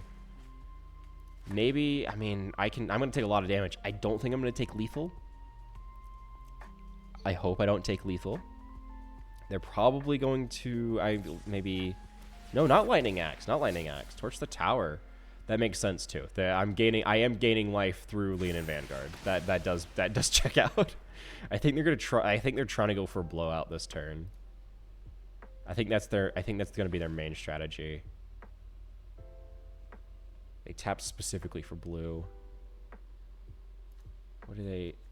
I mean, you can't... There's nothing to play from the graveyard. Ah, they're trying to Arclight Phoenix. That's their whole strategy. That makes sense. Okay. All right. Let's see what they're doing. I'm not surprised.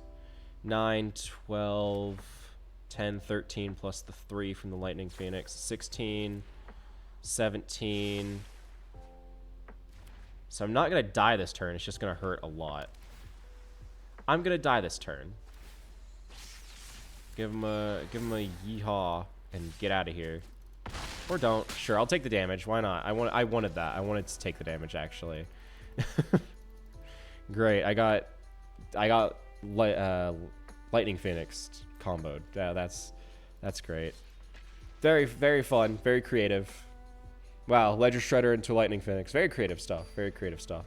You know, I'm using a cat deck made from the scraps that I picked up. But you know what? Yeah. You should get the opportunity to play a combo deck that's uncreative, that I personally own because it's that uncreative. That is meta. Did you guys hear that? Almighty Zeus, is that you? Jesus. Someone's angry. All right, Charmed Stray. Open with Charmed Stray. What do you have that costs 1 mana at instant speed? In white. What can you do? What are you doing? What are you holding on to? What are you doing? What do you have up your sleeve? Spit it out. Your sleeve, spit it out. Huh. Well, that's disconcerting. It's worth a shot. I'm gonna go cat. I'm gonna play a Johnny's Pridemate. They're gonna kill it. They're gonna cut down or something and kill a Johnny's Pridemate. There's no way it's gonna be getting past a 3/3, if that. Which it did. It did get to a 3/3, but I don't think it's gonna get past that. It's gonna. They're. Oh wait, no. Oh, they're going life gain. That explains it. That explains it. Okay, 3 mana. 3 mana. Top card of your library anytime.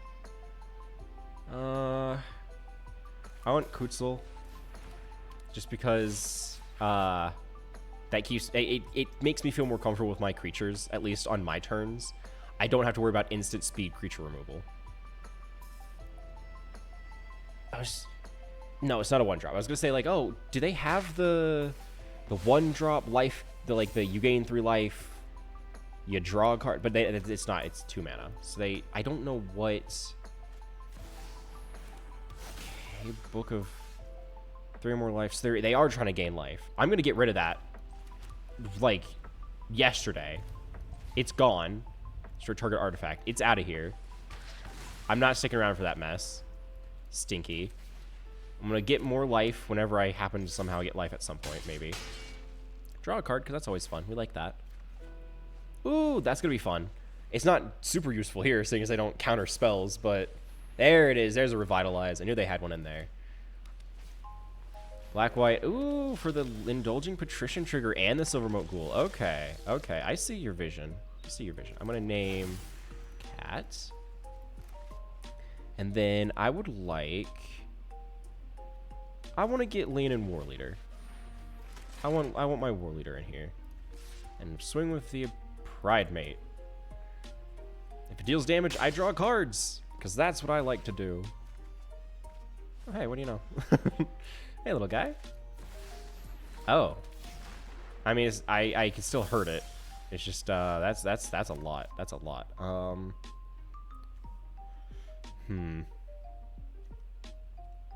Okay, let's get our land out. Realm Walker. Name Cat. I mean, that would get me some triggers. All right, I'm going all in on it. Ajadi's Pridemate. Annalene and Vanguard. So I can get the life trigger, gain life, buff my creatures. Very fun. I'm going to swing with what I have. Leonin War Leader is probably not going to live this turn, but I get all of the life from the Leonin War Leader. Are they not going to kill the Ajani's Pridemate? Okay, that makes sense. That makes sense. They gain a lot of life from this, but so do I. And I get my creatures very big, which was the main point. The main idea was to get my cats even bigger. And it worked. Ah, they get angels now. Okay. Rude. Yeah. I see what they're trying to do. Okay, what is this? Is it... Okay, this is going to be 6 to play out the entirety of. Play this as a forest. Balance it out, I guess. 3. And then Kahira. Let those trigger. Alright, I want to swing with these two. Yeah. Yeah. Stick with that. Actually, they don't have much on the ground. I might as well swing with what I can. Just to try and get what damage I can in. They'll have vigilance, so like there's no skin off my back. Cool. I'm helping clear the board a little bit. They're getting their life, which is still annoying, and they get more angels, but I can absolutely still handle this. 2-on-1 cats. There's... that looks familiar. Okay. So I'm looking at possibly 9, 12. I can live this turn. I'm not worried about dying this turn. Now, of course, they're going to... Oh, that's annoying. I can handle it, but it's still annoying.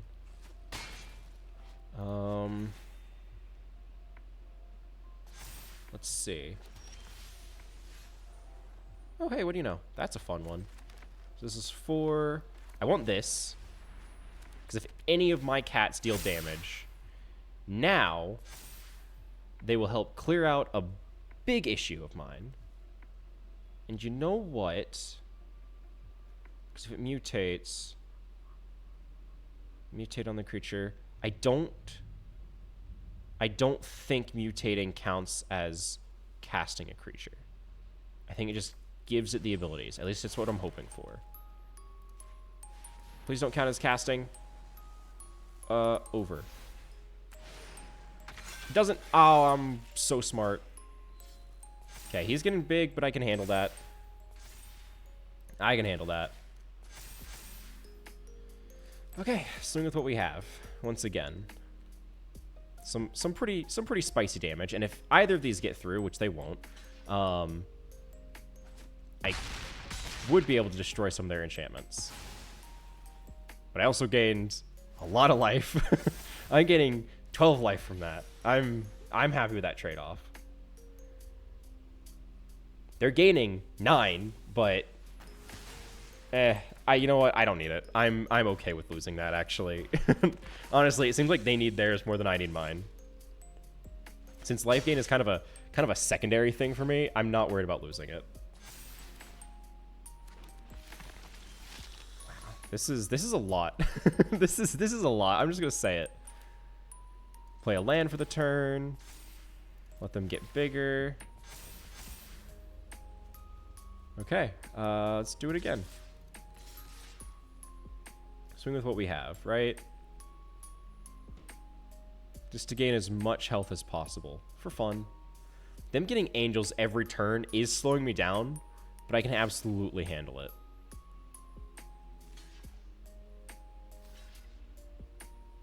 Like, we're just rapidly gaining health. On both sides.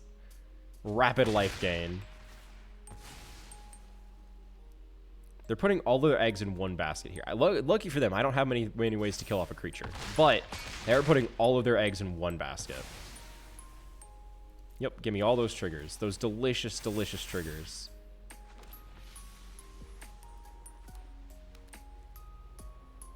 You know, this is not the not the matchup I had anticipated.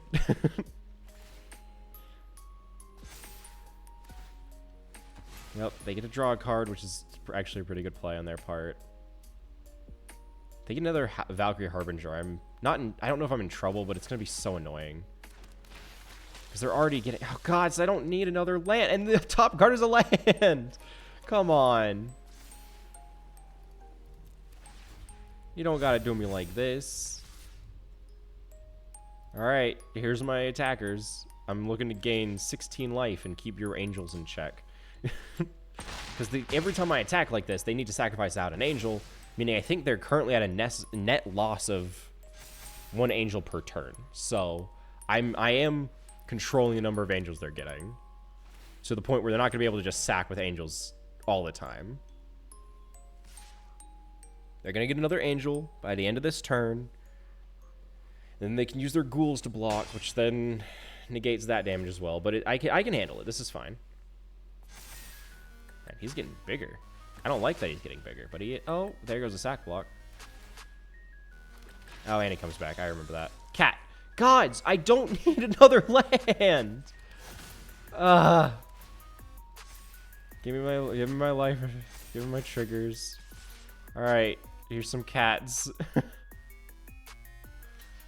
You know the drill by now. Lose your little guys. I get my 18 life. They get bigger. We're both just waiting it out. We're waiting for something to come in to help us. There it is. There's the board wipe. They get their little guys back, but turn. Oh, there's the Baneslayer Angel. Interesting, interesting. I would love to have not a land. They're gonna be able to start putting out massive damage because I'm just getting lands. Gods. If I lose because I get mana flooded, I'm gonna be so upset.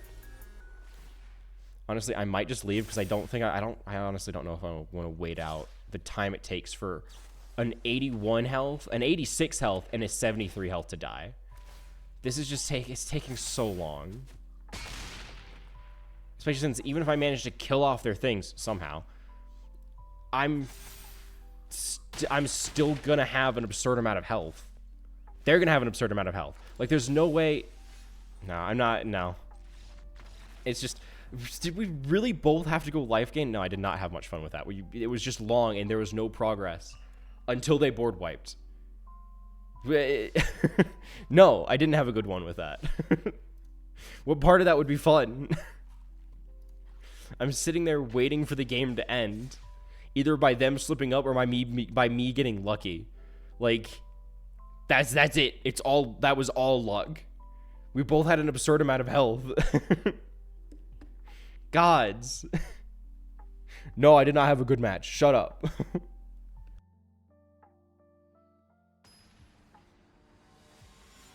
It's almost like my deck wasn't built to be life gain, and so going up against a deck that is trying to be life gain, it kind of doesn't match up well.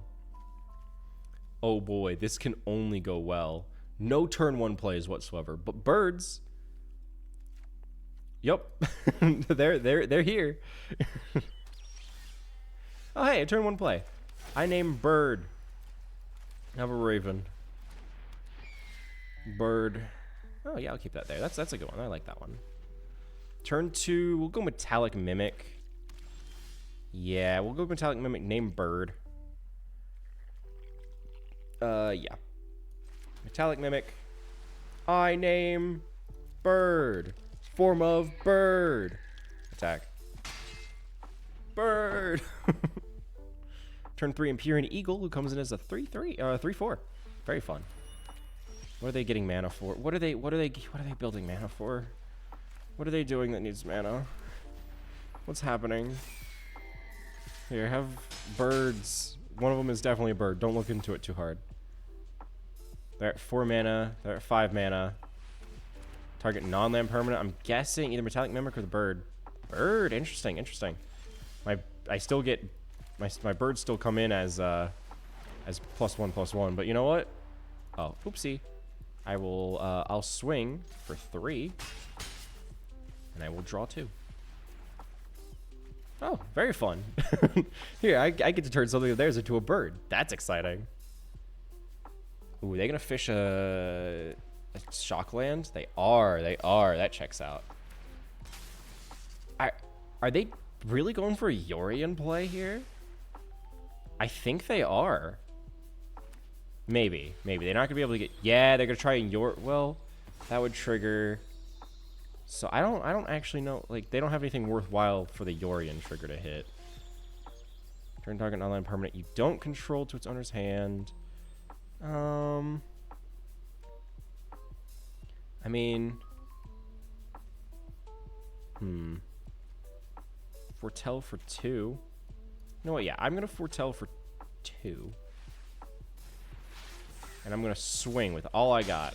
Keep them guessing, because I'm assuming they're probably going to... Yeah, they're probably going to...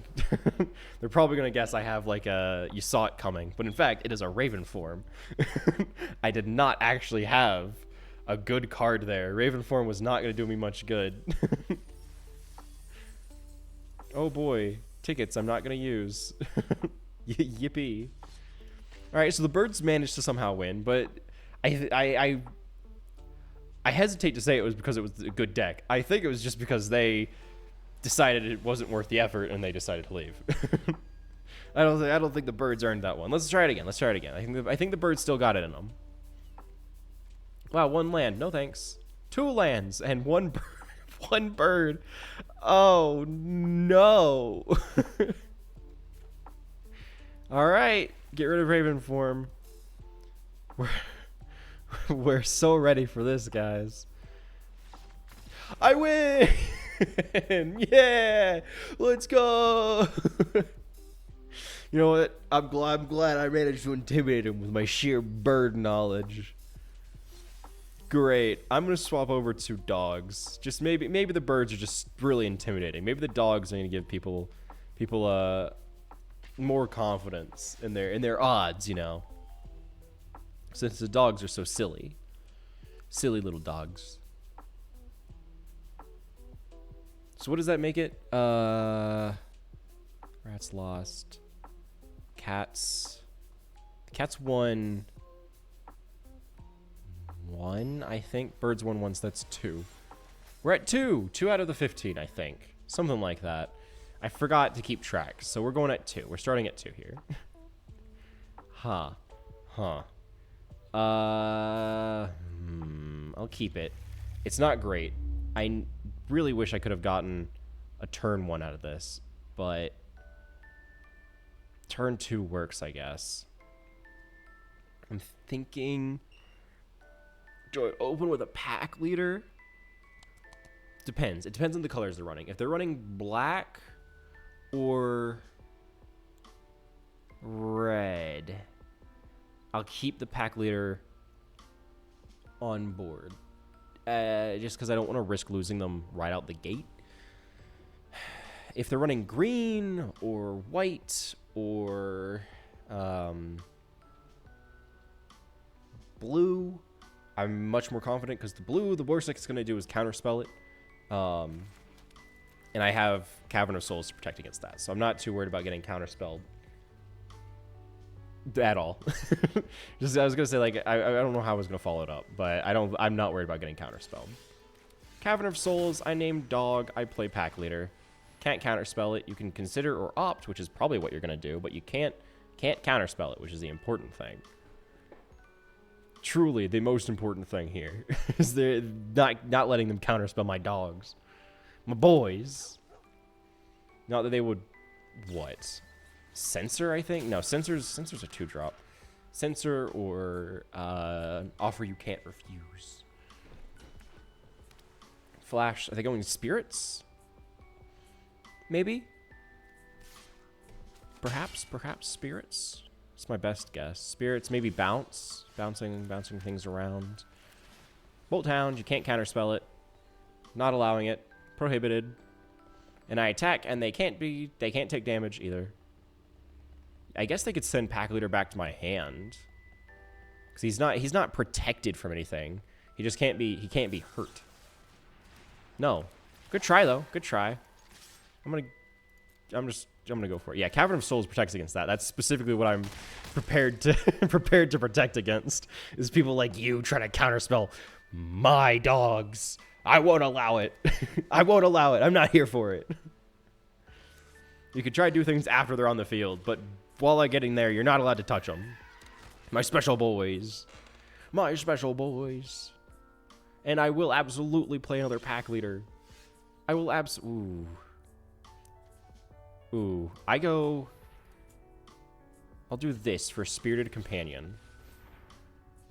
Because I want to hang on to the Cavern of Souls. If they want to counterspell the Spirited Companion, I welcome them to. I don't draw a card. Oh no. Yeah. Land? Land. Give me that land. Come on. Come on. Yes, that's what we're here for. Give me a pack leader. Can't counterspell it. Not allowed. Ah, they're going pirates. I see. I see what they're doing. I see what they're doing. All right, here's some dogs. Can't be dealt combat damage. But you can block them. They're not unblockable. They're just a little bit bigger.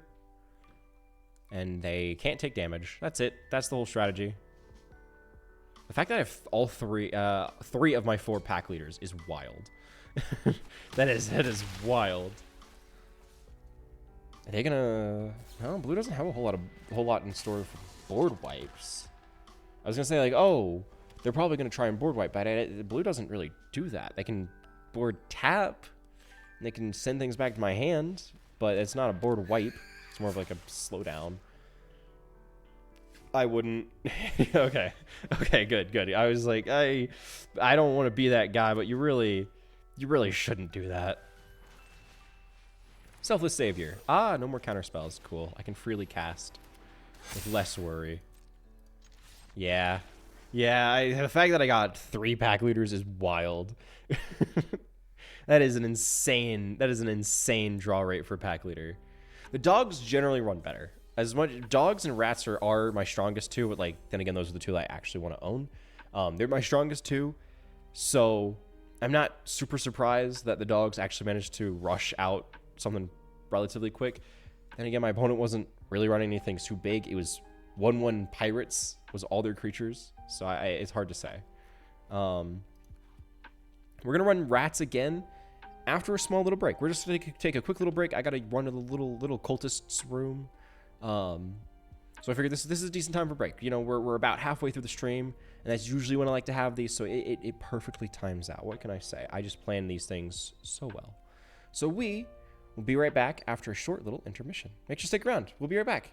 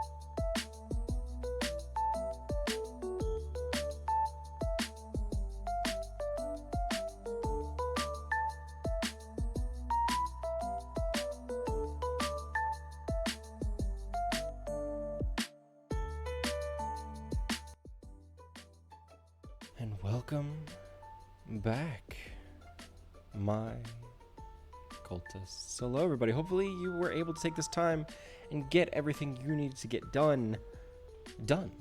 Hopefully you're able to run to the bathroom. Hopefully you were able to get a snack or a drink or just get cozy for the night.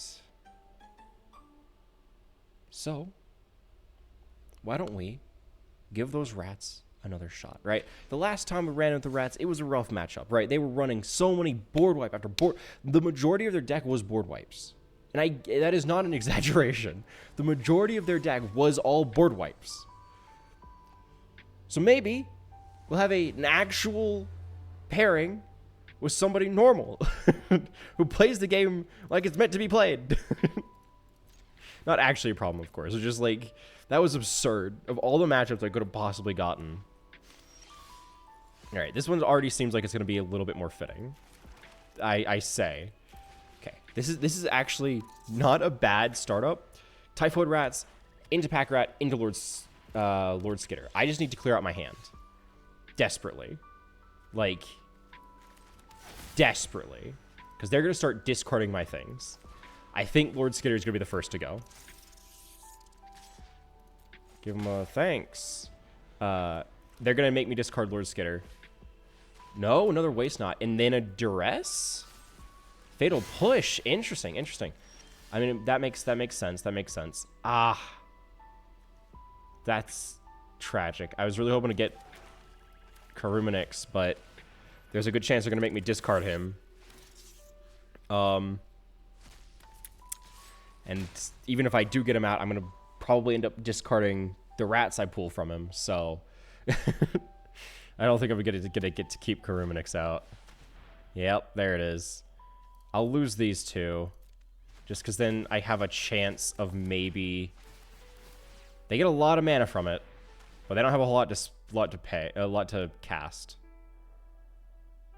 Well, now they do. Forgot they got to draw cards because I discarded an online card. Well, I'm not gonna have many things to discard for too long. Oh no, Karumanix is gone. You get 2 zombies. Okay. Well, now the strategy is just play everything I have, so I can't possibly discard anything, which is gonna probably end up happening, seeing as how I don't have any cards that are worth, that cost much. He's gone. Here's a rat. It's gone.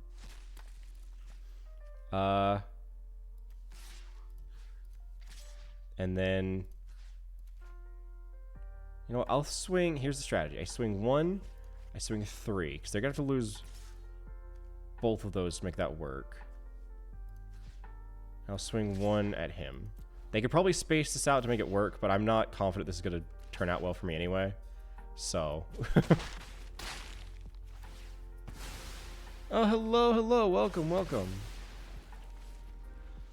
How are you? How are you doing? Okay. So you have no friends, I see. You're sad and alone. All right. I might just leave this match. This isn't fun. This is just not a fun. I'm going to go full control so I can cast this, make them discard because I want to.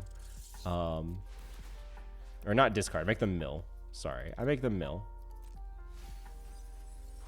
Cool. Just you know, salt in the wound. And then I hit him with a yeehaw and leave. It's not worth it. When they're running a try-hard discard deck with 2 Waste Knots, it's not worth my time. I'm doing all right, you know? Just been trying. So the idea here is I have, what, 4 decks that are exclusively animals, right? They just have animals, right? That's cats, that's birds, that's, where is it? Where did it go? Oh, rats, and I know it's in here. I know I scrolled past it too, and dogs. So birds, cats, rats, and dogs. And I have to see how many wins I can get with these. I think I'm currently at 3 out of 15. But then again, the first hour was spent specifically trying to put together the deck. So what can you do? I'll try with the rats again. Maybe we won't get a try-hard deck that is so desperate to win that it runs with some of the cheapest, most unfun play styles. We'll see. We'll see. Yeah, you know, discarding, countering, basically decks that keep people from playing the game just shouldn't be played. I'm just gonna say it. People can do what they want. Mill is in there as well, but like people can do what they want. It's a free game. You could like the whole idea is that you're able to have that freedom to do what you want. They're just not fun. They're not fun to play against. In my opinion, they're not fun to play. It's just not worth anybody's time. Like, get creative. Do something interesting. Make up a cool combo. You don't have to do the same 5 cards that revolve around discarding that everybody else does. I don't know. It's just annoying, and it's almost disappointing. Like, you could have done so many things, and you decided that you wanted to mill, which is what they seem to be doing. So, that's fantastic. Alright, we got Smuggler's Copter, turn 3, Karumanix, which then maybe fishes some rats out of my deck. So I can try and have something before they make me mill them out. They gonna... Yep, they're just gonna make me mill. That's their whole strategy. Ah, that was 4 rats I could have gotten. Okay. Alright. I see how it is. 3 into Karumanix. Specifically so I can get cards before I'm forced to mill them. Cool. That works. I'll take that. I'll take that. I will take that. For somebody who's trying to win by keeping me from playing the game, I am more than happy to make them disconnect. I am more than happy to let that happen. Like, please, by all means, leave. Give me that win. Okay, we're gonna cycle from here. We're gonna go back into cats. I think we have a pattern, right? Rats to cats to birds to dogs, I think, right? What rhymes and then what doesn't. we're going in that pattern. I think that's a good way to go about it. They might have also just disconnected because they don't have board wipes and Karumanix gives them toxic. I don't know. I don't know what their strategy there was. I don't know what they were so worried about. Open with a Hive of the Eye Tyrant, because I don't want them to come in tapped. And you get to mill for me. Discard. They're discarding. They're playing cards that discard. Uh-huh. Well, I don't have anything for you to hit. That is tragic for you. Here's another Hive, and I'm going to play Tangled Colony, because there's a good chance you don't have many ways to deal to... You don't have any blockers, I would imagine. You probably have things that are like, oh, it enters discard. Each player discards a card or whatever. Or target opponent discards a card. I'm not worried about that. I'm gonna hit Karumanix. Yep. Okay. That's fine. That's fine. I can handle losing Karumanix. That's not a huge problem. Smuggler's Copter into a Gnawing Vermin to make you discard something or mill. I hit a lot of their very, very fun things like Waste Not and Liliana the Veil, and I'm very happy to see that. I'm very happy to see both of those go. That's uncalled for. That's uncalled for. Swamp. Typhoid Rats. I probably should have held on to the swamp, but that's fine. Pilot it so I can get 3 damage in. Decline. Cool. I got something that's not gonna be board wiped now. And for that, I'm happy. I also cannot be waste knotted. Alright, swing for my... No! Alright, I meant to pilot the copter and not... I will play the lands. And not swing for 1, but that's fine. That's fine. There it is. There it is. Well, they're probably going to make me sacrifice the rat. If I had to guess, that's their best choice. Yep. Yep. I mean, it still works out. I have options. My turn. Hey, there's the guy. Lord Skitter. And then I will pilot with a rat naturally. Naturally. Ooh, are they going to kill it? They are. They are. Bold choice. All right. Well, here's a rat. Get rid of your other Liliana. I don't know if you have ways to recur her. I don't want to. I don't think I want to know. Draws a card, then discards a card. Okay. Another Liliana. Very interesting. This battle is going to end on annoying, but manageable. Very annoying. Ah, more rats. I will happily get more rats. This is 4, 1, 2, 3, 4. I gotta play it. I have to play it. I don't have a choice. I can, however. Let's see. I'm gonna get rid of this Liliana. The one that gets that actively causes me to lose life. Wasted opportunity. And I'm gonna get rid of the other one too. Unless I actually will. Unless they can get a creature out to protect her, I'm going to kill off that other Liliana. That's just gonna happen.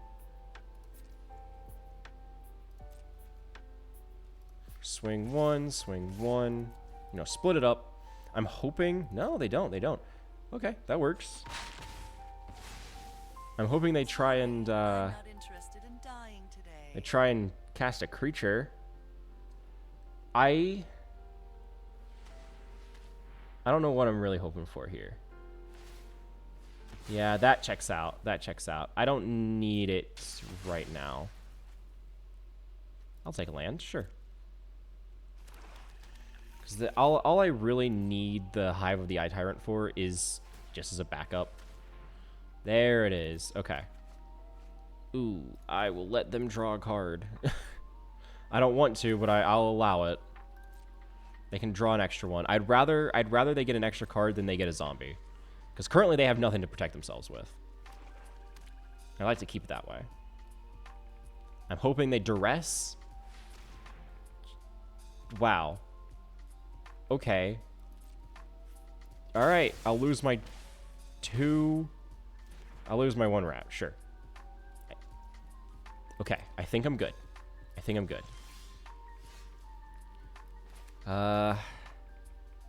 Actually a tough choice. I'm gonna risk it, because I can choose not to. I can choose just to not grab my, any rats. I don't have to take them.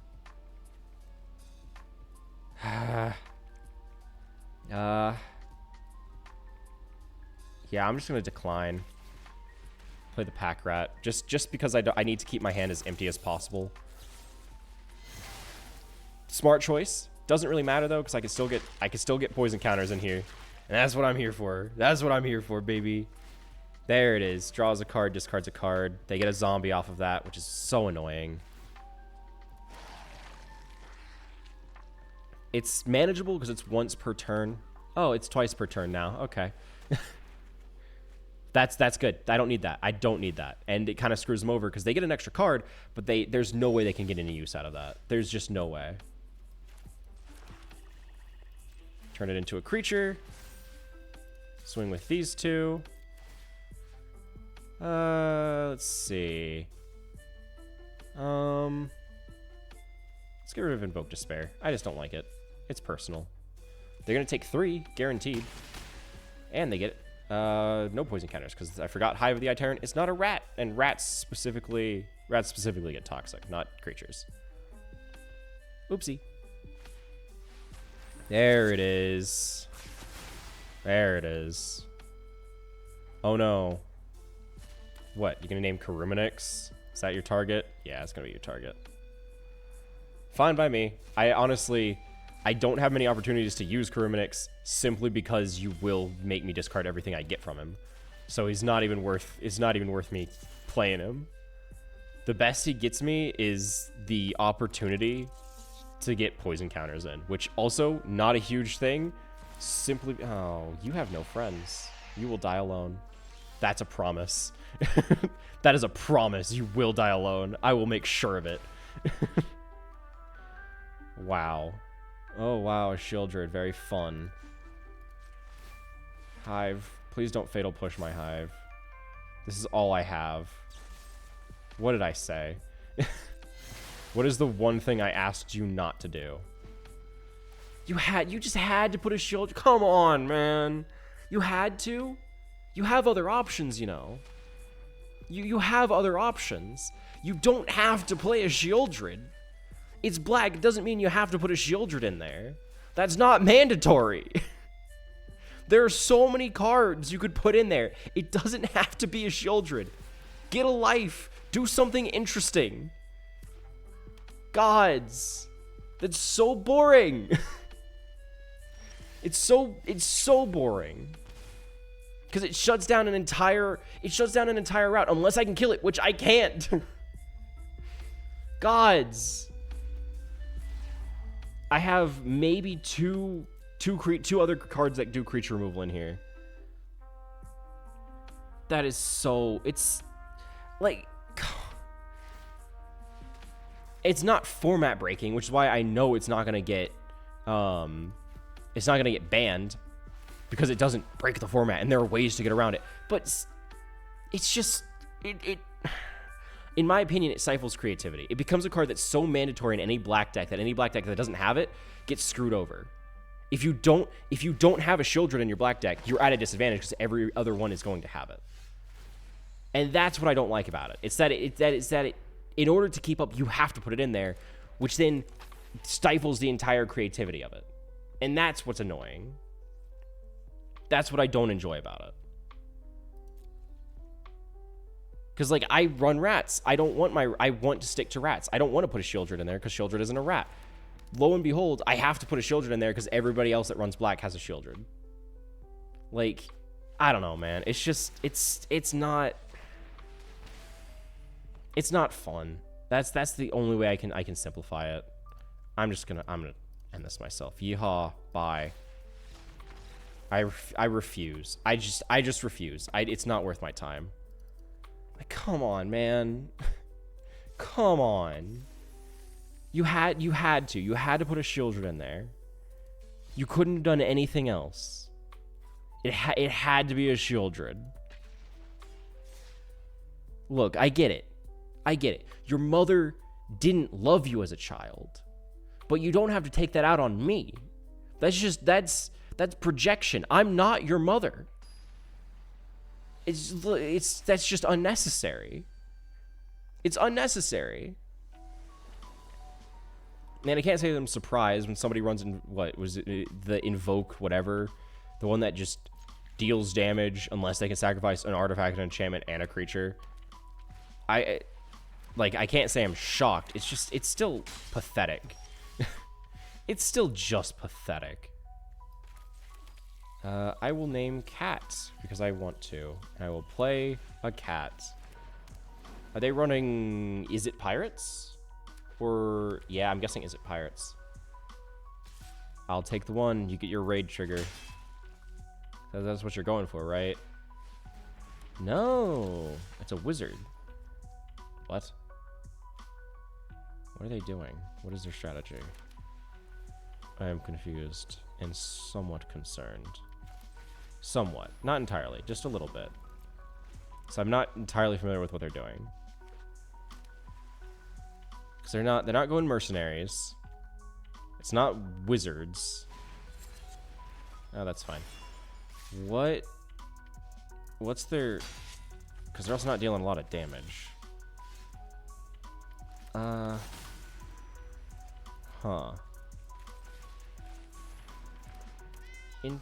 Interesting. I will not attack. I'm curious to see what their idea here is. I will say that Scalding Viper is gonna hurt because I have so many cheap cats. I should get out my cheap things first, shouldn't I? More creatures gain life equal to the number of attacking creatures. Yeah, I'll do Johnny's Primate just so I can get it, and Cleric class. Start getting life. No attacks. So I don't want to lose Gutzel. Okay. Bold. Very bold. Wow. Wow. Have they only used cards? No, I don't know what they're doing actually. I was gonna ask if they've only used cards from Outlaws, but that's not the case. All right, lane in War Leader, please. Gain my life. No attacks. I'm waiting it out. I'm trying to figure out what they're trying to get done here. I mean, I think they're trying to cast 2 spells to get their counters and make them unblockable, which would make sense. Combat damage to a player, target instant sorcery. Okay, so they're trying to saddle it. There it is. That's what I was waiting for. So I'm going to take possibly 4 damage if they swing with everything they got, but they won't. That works for me. I will play a land. I do need that. That is kind of important. And then...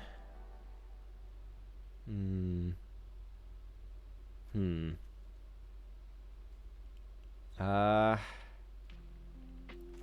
will go Path of Bravery. Because there's a decent chance I can have an opportunity to get some spicy damage in here. I will only... Oh. Alright, sure. I was going to do something. I was trying to figure... Because I was thinking... I was going to attack with these 3. Maybe just these 2. Because they're going to get bumped up to 6/6, 7/7, and a 4/4. And I would gain an additional 3 life, which would put him at an 8/8, I believe. And then I would get 2 cats, which would also get buffed up. So, honestly, I don't know what they left for. They were in a pretty decent position. I just don't know what their strategy was. I mean, if their strategy was to kill me with Scalding Viper, that's an interesting choice. I don't know. I don't know what they were trying to do. It was worth a shot on their part. I do respect it, but I don't know what it was.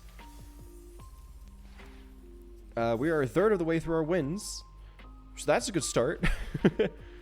I'll open a pack. I'll crack a pack. Why not? Why not?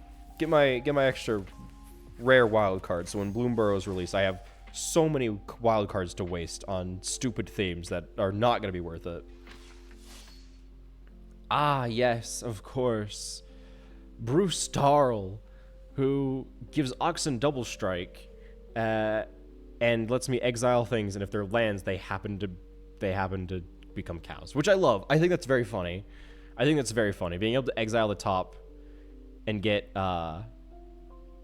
cows off of it is very funny to me. Destroy all creatures target opponent controls. Draw a card for each creature. Wow, 8 mana for that is a lot.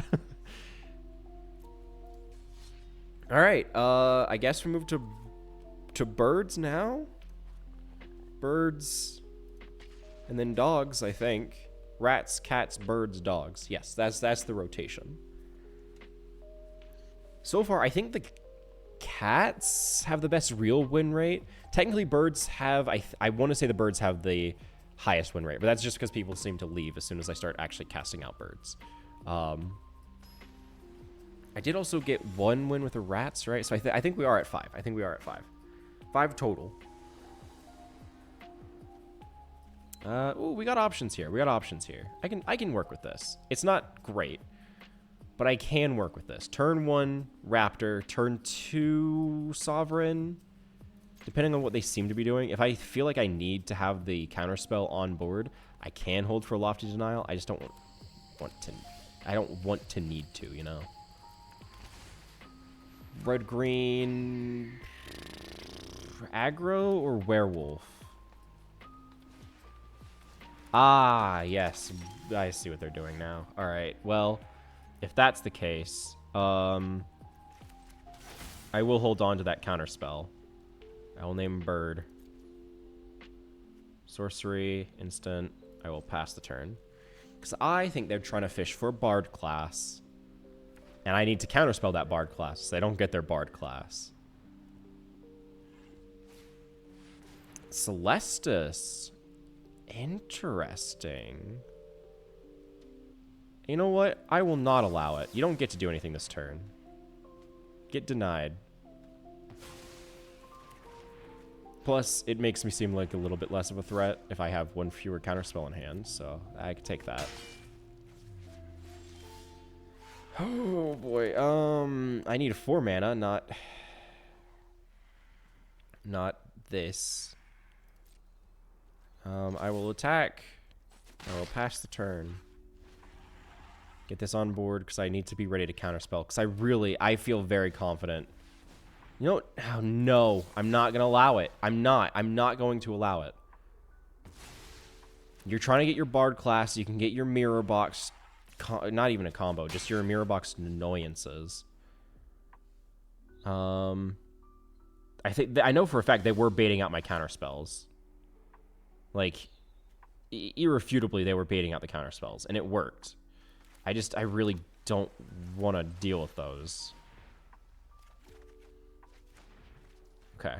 I can try and trick them to give me one more turn. I'm going to take full control. Pass the turn. And on their turn, I'm going to take full control. So that it seems like I'm... Full control, please. So it seems like I'm waiting for them to cast. I'll allow it. Very interesting, though, because it only cares about non-gnomes. I thought it was non-humans. Okay. Yeah, they get their little guy. I'll take another 3. Okay. But now I can actually start doing things. Yes, yes. I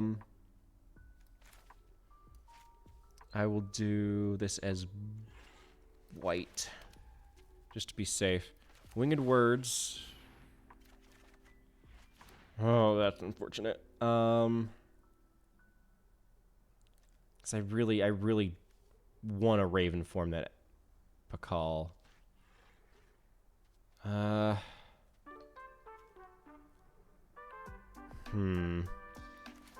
It's risky. They're probably gonna get their Bard class out on their next turn, if I had to guess. But I do need to start actually filling my board. I'm taking a lot of damage and I don't have a lot of answers to a lot of things.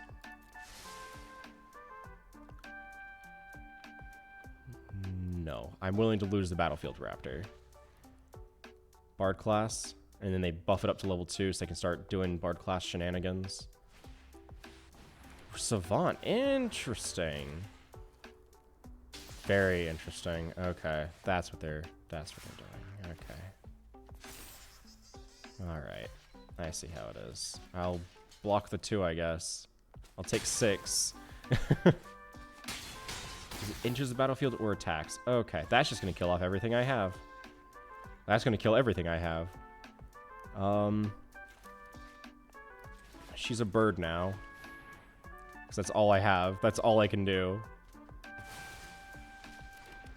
Skycat Sovereign.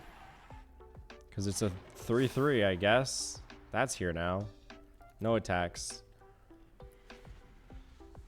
I mean, all they need is a Bard class, and they start being really annoying. I know they have it in there, too. Like, this is the typical setup for a Bard class. 100%. I don't have a doubt in my mind that that's their strategy. Okay. Interesting. Is this lethal no matter what I do? Yes. I give them a good old yeehaw, and I leave. Shocker. Once again, silly deck versus popular combo deck. Who would have thunk?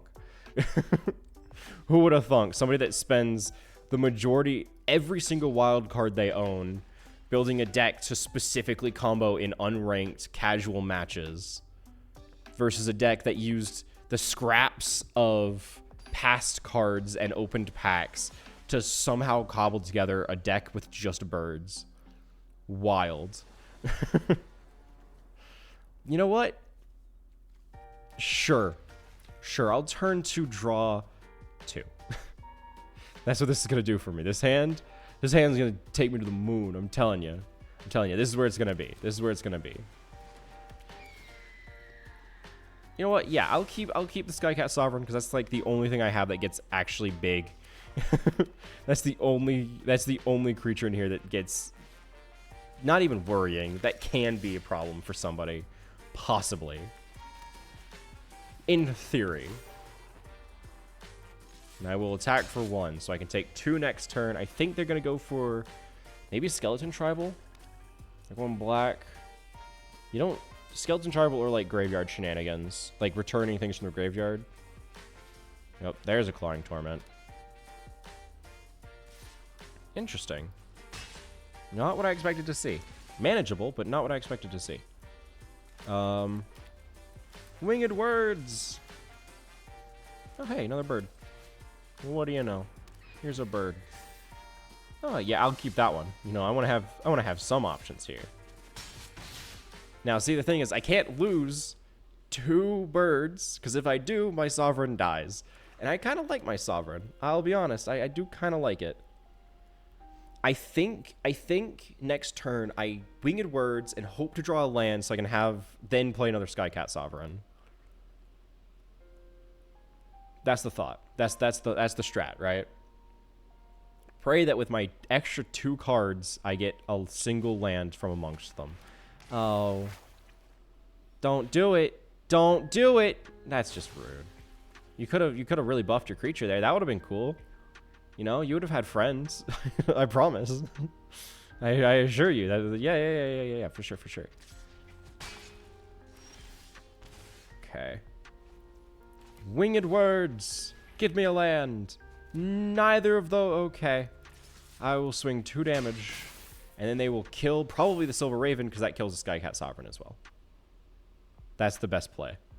Best play is to target Silver Raven. Yep.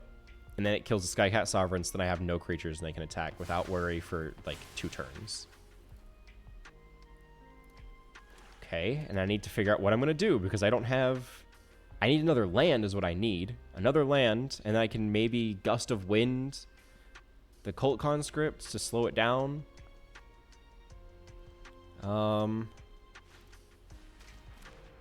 I don't care about my graveyard. That's whatever. 2 mana, 1 mana. Yeah. I think that's all I got. That and a Lofty Denial, I guess. That's not a land. That's not what I...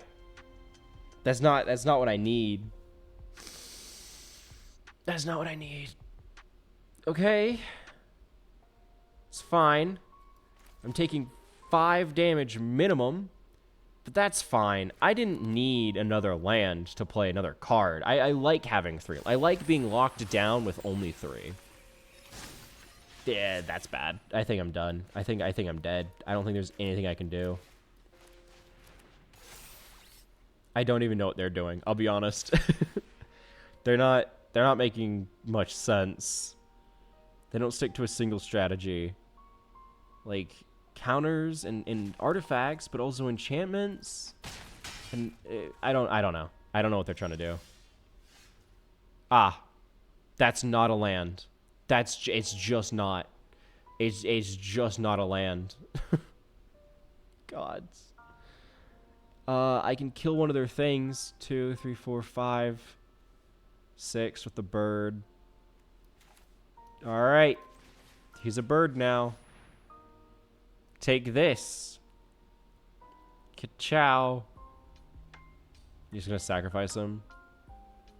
Because the only way I'm surviving is by letting him not unearth it. I was utterly mana screwed. That is brutal. 3 lands. And I drew an additional 4 cards too. Because I could have sworn I cast... Didn't I cast? Yeah, I cast Winged Words twice. I still only have 3 lands. That is brutal. Statistically, I'm probably going to end up drawing... I would have ended up drawing a land. But guess what? It wouldn't have changed anything. Because the best I could have done is maybe 2 creatures. I could have cast a creature and sent one of theirs back. But it's just... That was garbage. That was garbage. 3 lands. three lands. Come on. Come on. Look at me. Do I look like a man that deserves only 3 lands?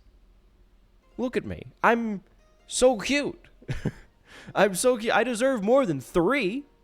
I deserve so many more than 3 lands. Come on, hook a guy up.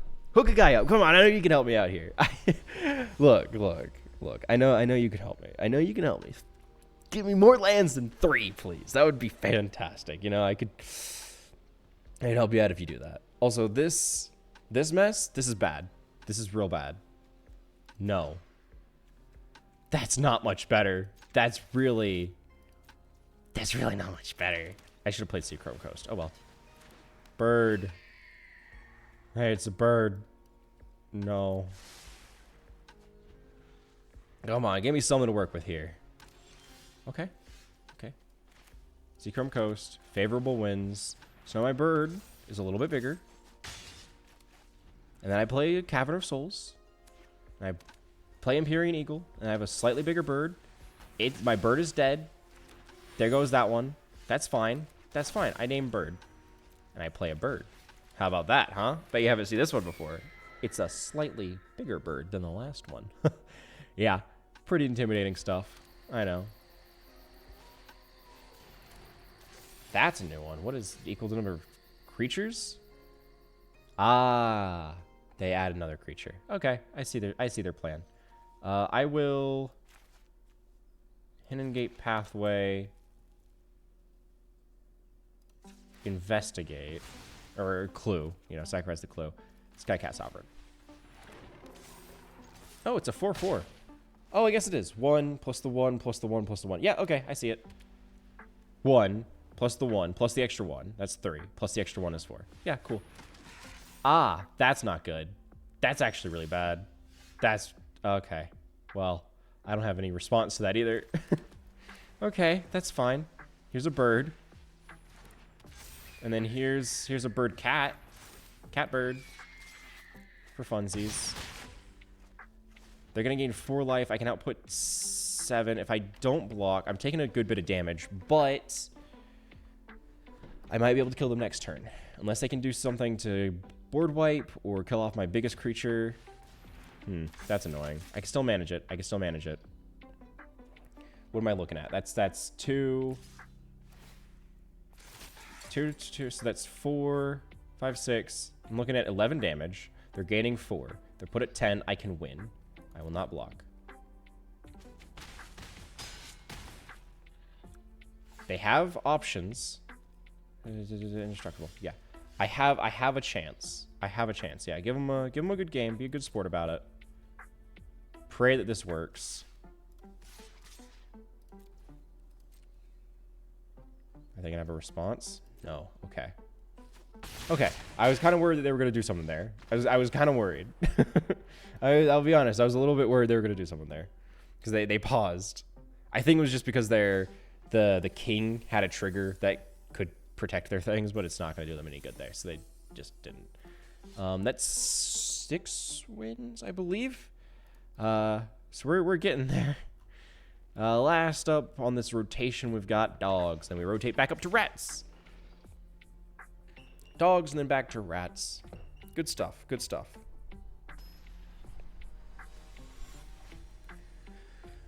All right. Here we go. Dogs have a better track record than most. I'll keep it. I don't have very many turn 1 dogs, so it's not worth trying to fish for one. The center tapped. Then I go Cavern of Souls if they run blue, Plains if they don't. Play Spirited Companion to draw a card. Okay. I know what they're doing. Probably, I'm guessing white-red or white-green. I don't even know what to call it. Spell slinging. They're gonna make their hoplite massive, and I can't do much about it. Yeah, the Dreadhorde Arcanist to kind of backline support that. Name dogs. Dog. And we'll do another Spirited Companion. Okay, and a Selfless Savior. I kind of wish that was not an Alpine Houndmaster, but it's fine. Yep, they're gonna try and target the creatures with spells and then copy them with Dreadhorde Arcanist. That they can do now that they can. Yep. I guess I can give a creature indestructible. Since they're just gonna, I may as well use it before he dies anyway. You should attack with 10th District Legionnaire. I think you should do that. Yeah, 2 damage to the other Spirited Companion. Or 4 damage, not even 2. Yeah, they're just gonna trim down my forces until I have nothing. That's all it's just gonna keep, they're just gonna keep blowing up my stuff. Not quite what I needed to have. Not quite what I needed to have. This is the weaker version of my dog deck. This is not my best version. This one gets a 1/1. Just haste. I will throw a Spirited Companion in front of it. I'll allow it. Yeah, there's the feather. I think I'm already screwed because I don't have a way to counter this much damage being output. There are more creatures. I don't have that many creatures.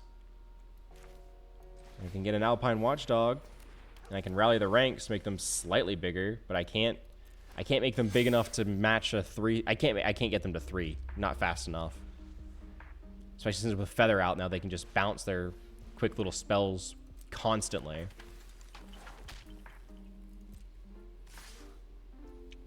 What am I looking at here? 1, 4, 7. I'm gonna just try and kill off that Arcanist. Arcanist. And I will Selfless Savior if I have to. Yep, there it is. They're targeted the Selfless Savior. Naturally, that makes the most sense. It doesn't really matter because the Arcanist isn't going to be able to hit anything with Feather out, but it's the principle of the thing. Did they just give it indestructible? They did, yeah. I'm just gonna leave here. Yeehaw, bye. I'm not worth my time. Somebody, again, I have a very similar deck because it's not that creative. Creatures that don't take damage and just get bigger, and then you just target them with everything you have. The only thing that can shut that deck down is black and blue. Partially. Blue, less so. You more so just want to bounce them, and then they lose all their counters. And black, because you can kill them without worrying about whether or not they take damage. Green, red, and white have a really tough time. Unless you have things that say like, oh, damage can't be prevented, which I don't, because this is dogs. They don't care. They're just dogs. They are not that fancy. It's just dogs. I have a couple things that deal damage, but I don't have anything like that.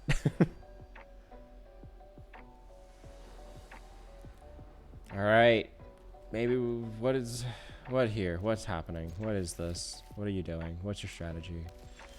Well, it's not elves, which is a good start. Mono green elves is a lot. Selfless Savior, so I can turn 2 Pack Leader and not worry about it immediately, unless they kill off Selfless Savior for some reason. Green blue, that's something you don't see often. Yeah, I was just about to say it might be a Simic Ascendancy thing. Which it is a pretty, it's not a, I struggle to say good. It's a strategy. It is a strategy. It's a fun strategy is what it is. It is definitely a fun strategy.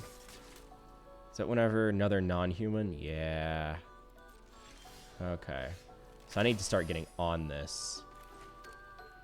Pay 2. I want a Bolt Hound.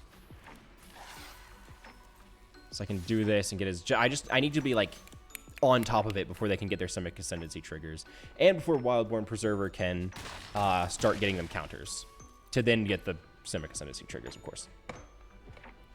Because does it get counters or does... Yeah, it gets counters. So I can get rid of it. You wouldn't dare. Is that whenever it explores? So they have something that explores in there. I don't like it. I don't like the implications of that.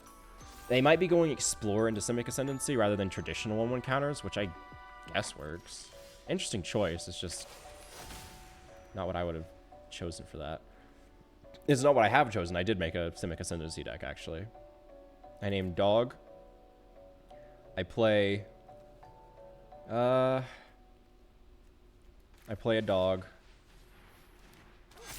And I play Case of the Gateway Express. And I target Wildborn Preserver. So that I can attack with my dogs. Yeah. Yeah. I actually had creature removal this time. I actually had ways to kill off creatures for once. I don't have many. My dog deck does not have a lot of answers to that. But for once, I actually got things. All right. Cycle it back up. We're going back to rats, baby. Yippee! simple, sweet. Very reliant on the luck of who I'm going up against, because the rats, they're fun. They work, but they're limited. They are limited. They can only do so much. But I do really like it. I do like the rat deck. It's just definitely not. It's not competitive tier. It's just it's for fun. It's a fun one. I will keep. I pray that I get a turn 2 rat, or at least another 1/1 rat that I can play. Reckoner Raid. Take 1 damage. Delicious. 1 point of healing. Oh. Okay. Okay. I see how it is. Yep, I get a poison counter. They're gonna run Venerated Rot Priest. Yep. Yep. And they're going poison counters. Okay. Alright. That's fine. I have an idea. I go Cavern of Souls to Karumanix. Yeah, you know, probably for the better. I do want creatures. I do want creatures, so I'm glad I just shaved those off. I'm gonna hope that they tap themselves out this turn. Interesting. Very interesting. Okay. Yeah. And they probably, I would imagine they probably have a Tyvar's Brawl in hand. Nope, it's a Bushwhack. Okay, cool. That works. I'm gonna get rid of that Venerated Rot Priest. He's gone. And he's never coming back. He is never, ever, ever coming back. He's gone. I'll take the poison counter. I'll take it. Get rid of him and every other single one you own. All of these, gone. Exiled. Permanently. Screw you. Screw you. Oh, I'm dead. Okay. That was off the top, too. That was top-decked Finn. The odds of that. The odds of that are stupid. Come on. Come on. Why is it that my rat deck has had the worst luck? Why? Board wipe. And then what else was there? Board wipe. I think. I mean, one that had Shieldred, because of course it did. Very creative. And then poison counters. Why? If hexproof, that's fine. I don't think I have anything that targets you anyway. You're safe. You're safe. I don't care about targeting you. I'm assuming they're going to try and do a Leyline combo. Maybe? Maybe. Pack Rat? You going to Fatal Push it? No, they don't have Fatal Push in hand. There are a lot of things that... Yeah. Okay. Okay. Okay, alright.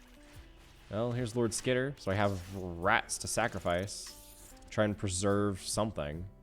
So I'm guessing they have other things that make me sacrifice things. They can indirectly screw me over. Sacrifice a non-creature. Oh, so there goes Lord Skitter. Okay. Alright. Cool. Karumanix. Please get me a 1/1 rat I can sacrifice. I didn't. Here, take some damage. There goes Karumanix. Oh, we both have to sacrifice him. Forgot about that. Well, Karumanix is gone next turn anyway. I have things I can play, but there it is. There it is. There goes Karumanix. Okay, Lord Skitter. I'm willing to lose a Lord Skitter. That's fine. That's okay. Counterspell? Can I counterspell it? Yeah, that's what I thought. That's what I thought. Get out of here with that. Tangled Colony. I like Tangled Colony, but it doesn't seem like they're running many, if any, creatures. So I don't think I'm going to worry about losing a Tangled Colony's ability to get me more rats. There it is. What? You're going to... Oh, they're going to do that. They're going to do Samurai. I was going to be like, what? You're going to make me exile my run 1 rat token? No, they're going to do that. Okay. Well, they're gonna have to lose their Wandering Emperor before too long. There goes the Tangled Colony. Then... Another Samurai. Guards, to me. Yep, that checks out. Lose the Tangled Colony, that's fine. I'm not able to get much use out of them right now anyway. Play a land. I'm gonna try and bait them with a pack rat. They might try and counterspell it. No counterspell. This is gone. Now, not that it's much of a problem, but it is gone. I don't like it. And then a Karumanix, so I can keep having creatures to hopefully cycle to their Doom battlefield. I really could have used a 1-drop there, but it's fine. Another rat. I will not attack because, well, it's just not gonna do me much good. Let's be honest here. It's not gonna do me much good. I'm probably gonna lose Karumanix. No, I can lose Lord Skitter. I got another one in hand. I was trying to figure out whether or not I wanted to lose Karumanix or Lord Skitter because I want my pack rat to stay as long as it can. I might just trash the Butcher for another pack rat trigger. Okay, yeah. Lord Skitter's gone. That's okay. We can manage. Because I can do Lord Skitter's Butcher. Or Lord Skitter. Just Lord Skitter. And then I can pack rat trigger, trash the Butcher to get a token that is a pack rat and also can't be sacrificed. I cannot be forced sacrificed with Doom Foretold. And now I'm not so worried about losing such a big creature.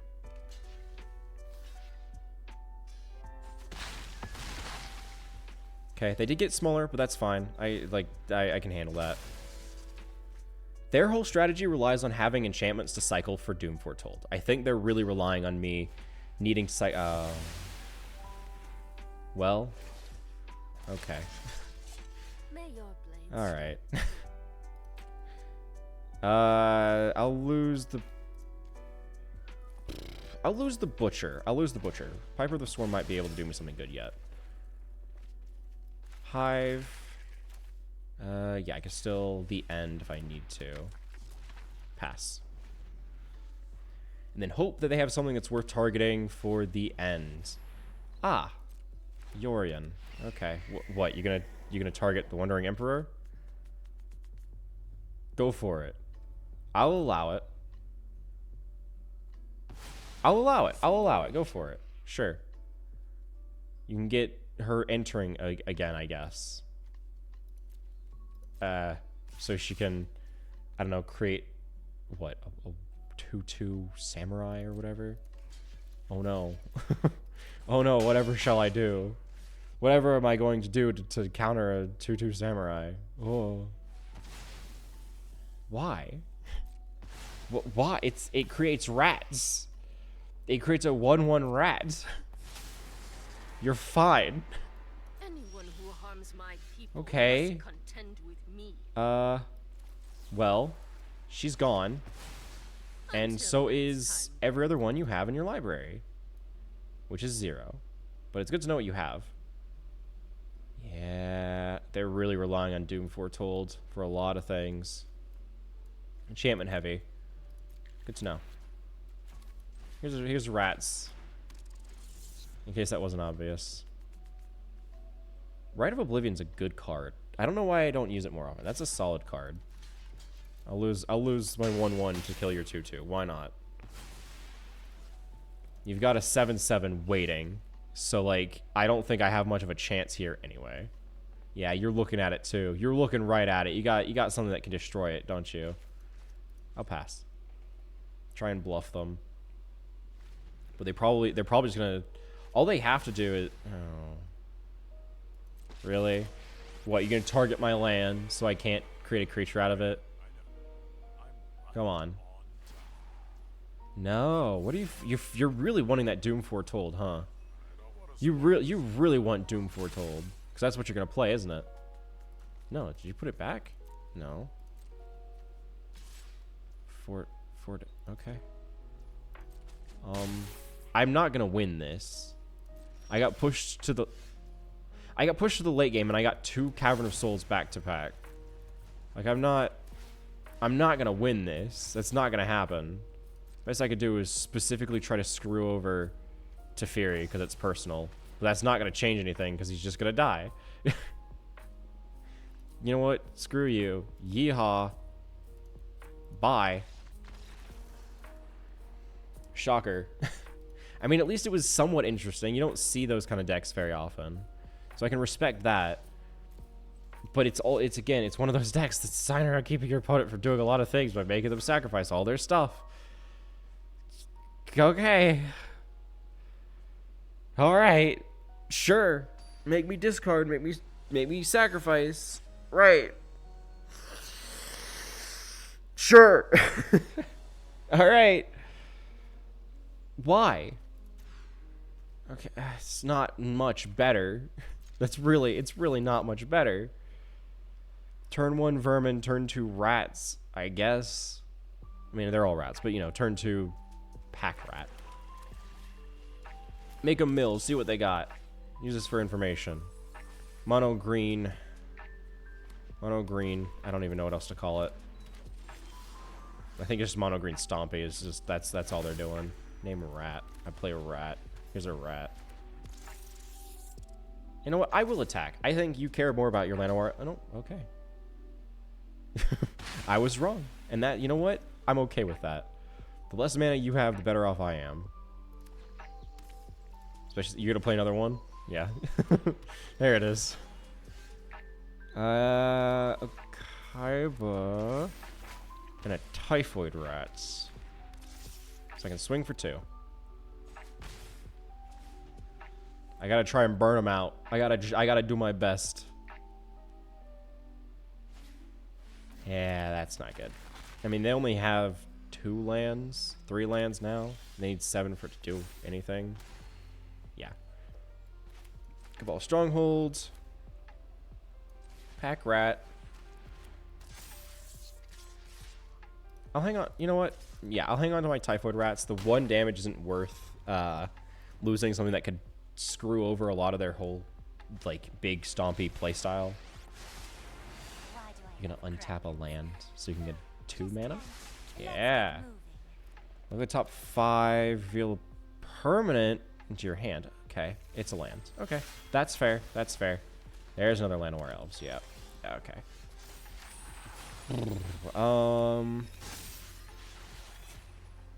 It's very tempting to the end the Llanowar Elves if I could. I can't, but if I could, that would be very tempting. 1. Okay. No, that's fine. I will send both at your face. 10. All right. Cool. Have 2 poison counters too. Why not? Just for funsies. They need something to answer this. They've got a lot of mana. They're sitting on 5, 4, 5, 6, 7 if they untap with Kiora. They're sitting on a lot of mana. If I pull a land, I can the end. Oh, interesting. They're trying to get 2 triggers. Okay. Does that have a trigger? No. I needed a land. That works. I'll take it. I'll take it. I'll take it. I wouldn't have been able to win, but I'll take it. That wouldn't have gone very well for me. I mean, I guess if I had played out my 2 rats, the triggers wouldn't have occurred, but I would have been able to swing for 2 7/7s. That's 14 damage. They don't have trample, but that's some scary stuff because they'd have to lose some of their biggest creatures, and they wouldn't get to kill any of mine. So I can kind of see it. I can kind of see it. Moving over back to cats, I believe. Just some good old cat shenanigans. Cat time. Rats to cats. To birds to dogs. And you know, again, my cats have a pretty decent win rate. They do all right. You know, I don't know if they're my best, but they do. Oh wow, they do pretty well compared to the rest. I will keep this. I will get rid of...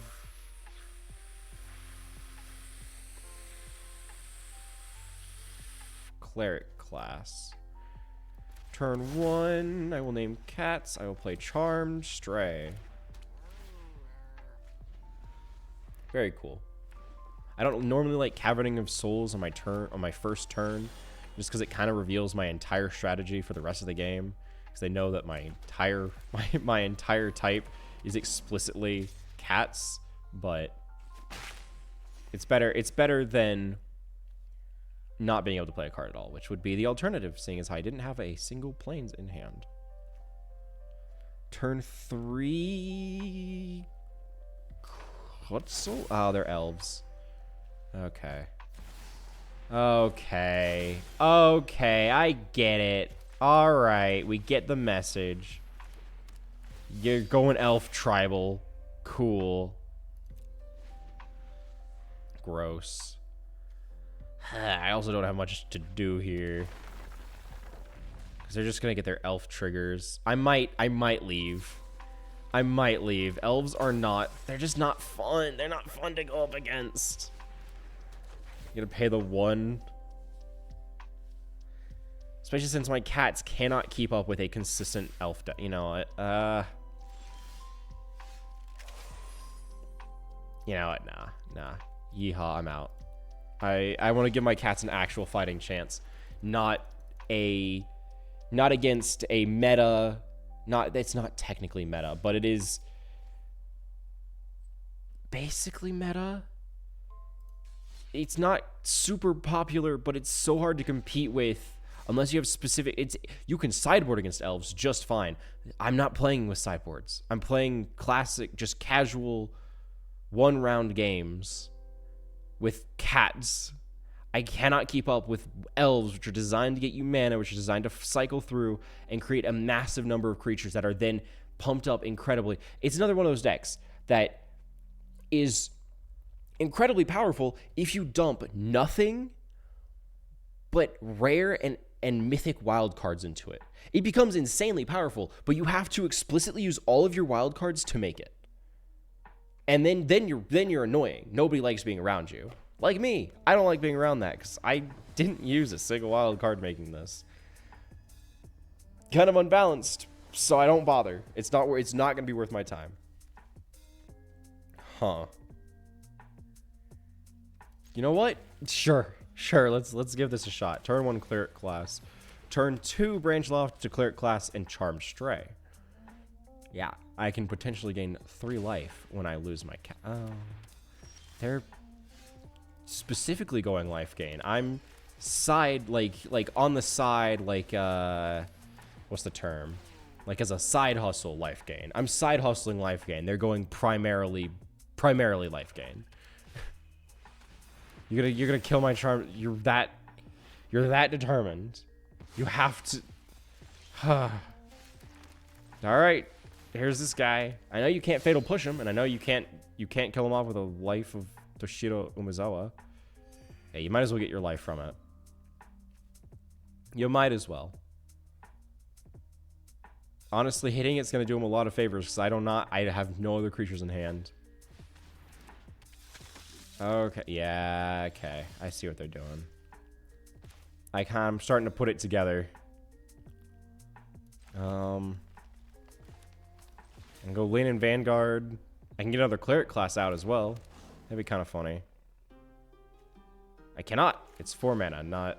Like, I can get another one out. I just can't upgrade it. I need 6 to as long as it's attacking, yeah. I'll swing. They either pay the 4 life or they take the 3. So, it's kind of a no-brainer. So they're specifically spending life. Well, there goes Lean in Vanguard. It's nice knowing you. It's gonna become a 3/3. I'm gonna take 3. That's whatever. If I can get 1 life somehow. No. Okay. Sure. All right. Yeah, that works.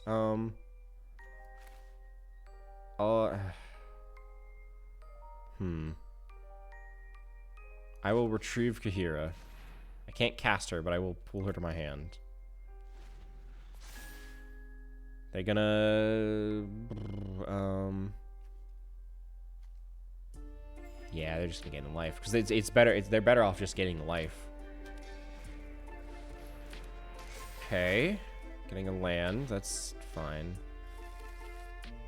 I'm not too worried about them having lands right now. That's a 3. I just take it. I just take it for now, because I can get Kahira out next turn. Ooh, a Realm Walker. That's not going to do me a lot of good right now. It's just not, which is sad to say, but especially since it could be worth a shot. It could be worth it. Realm Walker, please get me. I know what I'm looking for. I need another lane in Vanguard. I need another lane in Vanguard. That's a land. It was worth a shot, I guess. Can they? Okay, I was gonna say, can they Fatal Push? But I remember that's not Fatal Push wouldn't work. Discard a card. All right, yeah, whatever. They can get an extra land, basically. That's what most people use it for. Activate spells, cards in graveyards when a creature dies. Oh, that's fine. I don't do things from graveyards. I'm okay with that. They're not gaining life, so I'm not... Or they aren't currently getting life. When a creature dies, they will start getting life, which then lets them cleric class and buff things. I'm not getting much life either, so...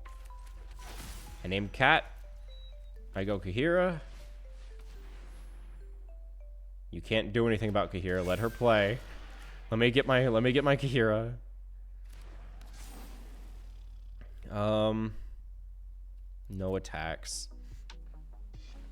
I don't like not attacking, but I also don't have anything that's going to survive an attack if they stack up their blockers. Okay. I can kill off their Vanguard now, which is cool, but I don't know if it's going to be worth it. Because I have one thing they can... Well, I have 2 things. One of them I'm willing to lose more than the other. Level 3, return target creature. That's 4... Oh, okay. Well, there goes that whole hope that I had. Gone. Just gone. I'll be taking 3 damage this turn, it appears, because I'm not willing to lose my creatures to... Oh. Alright. Ah! Oh, I still have the Realm Walker. I was like, oh, I thought they killed it off. They killed the other thing I like more. 1, 2, 3, 4, 5. Yeah. Charmed Stray, so I can have something with lifelink. And Lean in War Leader, so I can have something else that can get me creatures with lifelink. If I can get another turn. I probably should have played Lean in Vanguard and then a Johnny's Pridemate, but it's whatever. Because now I have something to meet with their Vanguard with. If they attack with them, which they probably won't. But I get a bunch of health, which is good. I get 4 if Charm Stray dies. Or if I block with Charm Stray specifically. Unland permanent. Ah, okay. Okay. Okay, have a Charmed Stray. You get 1 life, which is, you know, great for you. You get 3 life, but I get some life as well. And, you know, for that, I'm happy. I'm happy with that. I might just swing all out. Like, I don't know if this is going to be worth it. I think this match has kind of already been decided.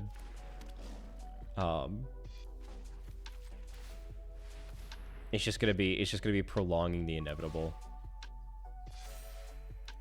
That trigger. I'll throw on War Leader. Because we're doing the same thing of like, we're both gonna get a lot of life very easily. And then neither of us are gonna be able to win very fast. It's just gonna be such a long game, and I just don't know if I want to sit through that. I don't know if I want to sit through that. There it is. You're getting life. I'm getting life. We're all very happy. Yep. Having a great time. There we go. Very cool. Yep. We all get triggers from this. My Johnny's Pridemate is getting massive, which just means their butcher is going to kill it off for free. Because I'm putting all my eggs in one basket here. Yep, I get it. I get it. Okay, we understand. I mean, it does tap him out, which they probably don't want to do. Because it's a 9/9. They'd probably rather attack with it than not. Just a guess. Just a guess. Yeah.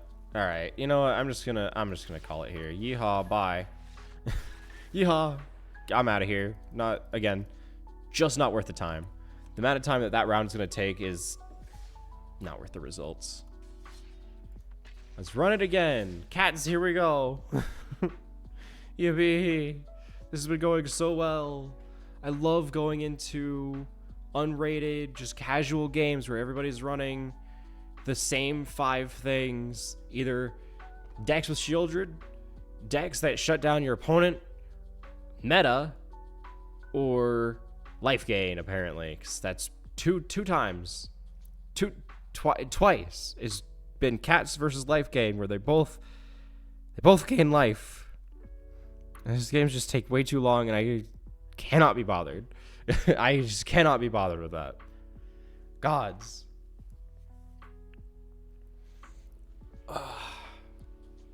Ooh, we found a game. There it is. That's what you like to see. That's what you like to see. Let's do this. Let's do this. Hello, other cats. Fellow cats, if you will. Ooh, not a perfect hand, but it is. Could be worse. Gonna red aggro. You gonna shot. They're gonna absolutely play with fire. Lean in Vanguard.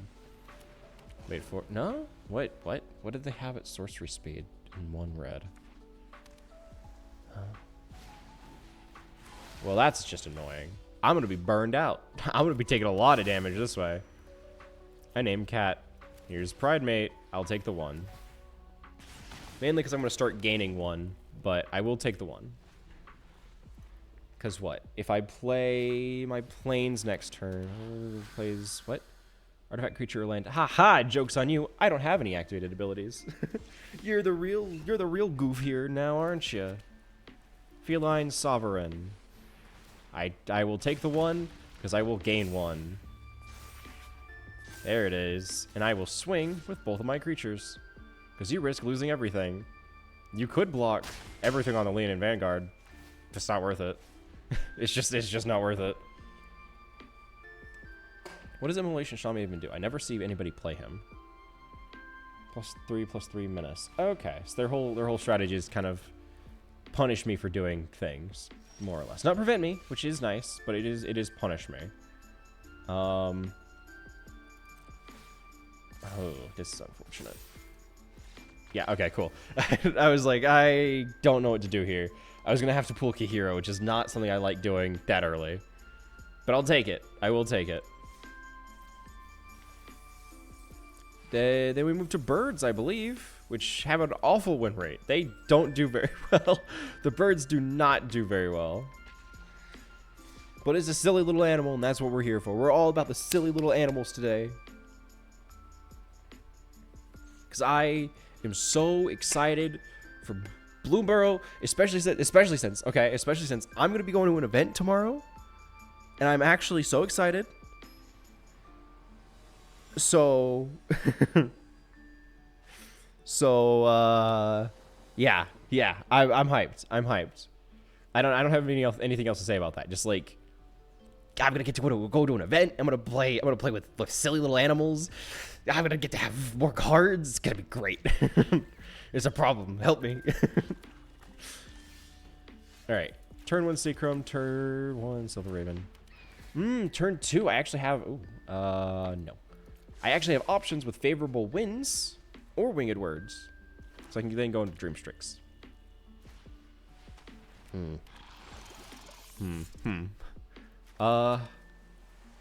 I think we do Washer of the Spheres, because then I'll swing for the 1. I'll get the damage in while I can. Next turn I don't get to do a whole lot unless I get a 1-drop or something that could be a 1-drop. I'm not gonna be able to cast more than 1 spell next turn, which is tragic, but I can work with it. I'll allow it. I'll take the 2 and the poison counter, because I think they're probably gonna be going for poison. if I had to guess. Okay, that's not necessary. That's not necessary. Okay.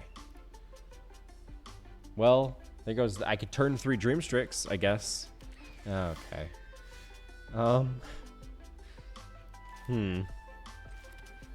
Turn 3 Dreamstrix it is!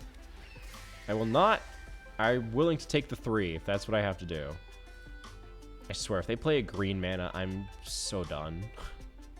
I swear. If that's their strategy, is just poison counters. Because I already know that that's what they're trying to do. I already know. But the green mana would just mean that then I run the risk of getting Finn and Venerable Rot Priest. Okay. 4 mana. I have some options. I'm going to foretell a Raven form. I'm gonna favorable winds. So I'm looking at some damage next turn, but it's not too much for me to worry about. Just trying to get sneak something in there. Yep. Okay. Okay.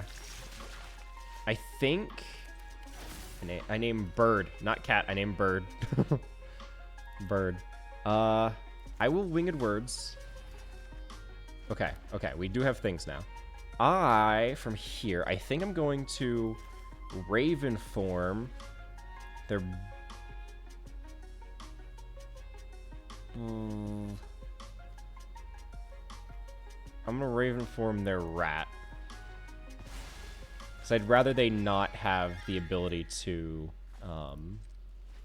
get those poison counters through. I want to try and limit that as much as I can. I'm risking dying to just damn it. No, what? No. No, no, no. You're not doing that. Nuh-uh. Nuh-uh. Gone. No, sir. Prohibited. That bird is gone. I'm going to kill that bird. I'm going to kill that bird. No. Oh, man. All right, I'll take the 3. I'll take the 3. I'm okay with this. If I do this, I can Raven form their other bird, which would be kind of funny. You know what? Yeah, I'm going to Raven form your other bird. So it's also a 1/1 now. I will pass the turn so I can block one of those birds. Come on, play another one. Play another one. I want to counterspell that one too. Yeah, okay, that's what I thought. That's what I thought. Get out of here. I'm loaded with counterspells now though. Oh boy, you better be worried. you better be spooked. Have a bird. I think I open with Make Disappear. Maybe. It depends on how much untapped mana they have. If they have enough untapped mana to make Disappear not matter, then I just go Lofty Denial. Because it's much harder to prevent Lofty Denial from countering your spell. Okay. Favorable wins because I feel confident Lofty Denial is going to be able to take care of nearly any threat I have. Or they have, I suppose. You get to block the 5? That's the smartest move. The smartest move is to block the 5. I'm just going to say that. I mean, I guess they could try to kill one of them. Fatal Push is popular. Cut Down is also popular. Oh, they take it. They take it. All right. Works for me. Can't say I can complain about that. Come on. Come on. Come on. Cast another one. I want you to cast another Phyrexian Obliterator. I want you to. They do have green. I knew it. I knew they had green in there. Poison counters with black and green. Predictable. Predictable as always. Here, have a bird. And I swing with everything once again. You will die if you don't block this. I'm just gonna tell you that right now. You're gonna die. Okay, yeah, you have to block this. You do have to. And now I've got them locked down pretty tight because I can counterspell most of their things with decent reliability too. I mean, unless they could pay 6, they're not gonna be able to prevent this. 10 or 8 if I'm really desperate. Ew. Ew. I hate that. I hate that so much. Pay the 4. Do it. Pay the 4. I want you to tap out for all of these costs so that then I can completely screw you over by keeping you from doing anything. Give them a good game and screw you. Have birds. Gods. I mean, I think I lucked out because they were absolutely getting mana screwed. They were absolutely getting mana screwed. It was all, they only had swamps. They were very clearly running Golgari. They were missing that green, and they just weren't getting it. And the one time they did, it was a tap land. The one time they pulled it was a tap land. Whew. Yikes. Ugh, I hate that. I hate that. I mean, I did make my own. Look, I've done a lot of these myself, right? I have made a Finn deck. I used to really like playing it. I made a Venerable Rot Priest deck. I liked that one a little bit. It was more so, it was just fun to be a jerk that people weren't able to really do much about. The Finn was more of a fair deck because it was so unpopular and there wasn't a lot that actually worked with him. This was before they added things that actually got you poison counters through All Will Be One. This was around the time that they released Kaldheim. Because I made a Finn the Fangbearer deck, which anybody who doesn't know, if you deal damage to an opponent with a creature that has Death Touch, they get 2 poison counters, right? So essentially, you just need to attack them and hit them with 5 creatures with poison counter with Death Touch. Again, this was before they integrated Phyrexia All Will Be One, where poison counters were reintroduced, and now he's a very scary card in the right deck. It was still black-green at the time, but it was black-green, but it was black-green with just like, oh, they fight, and oh, they, like, it was weak on card draw, but like it relied a lot on Death Touch. Like, you had snakes, you had a couple things here and there. There wasn't Proliferate. There it is. I knew they had something in there. There wasn't Proliferate. There wasn't any, like, Toxic or anything. It was just creature with Death Touch. So all they had to do was kill Finn, and then the deck was shut down. It was. I would reckon to say it was a fair way to go about poison counters, because it was impossible to get around. The annoying thing with poison counters now is it's like if they get you with one, they will just proliferate until you can't stop it, and then you're dead. And it's just like I don't like it. I don't like it. Here's a Gold Hound, I guess. I have a 2/3 dog and a 2/2 dog. They're gonna cut down this one? No cut down. No cut down. Okay.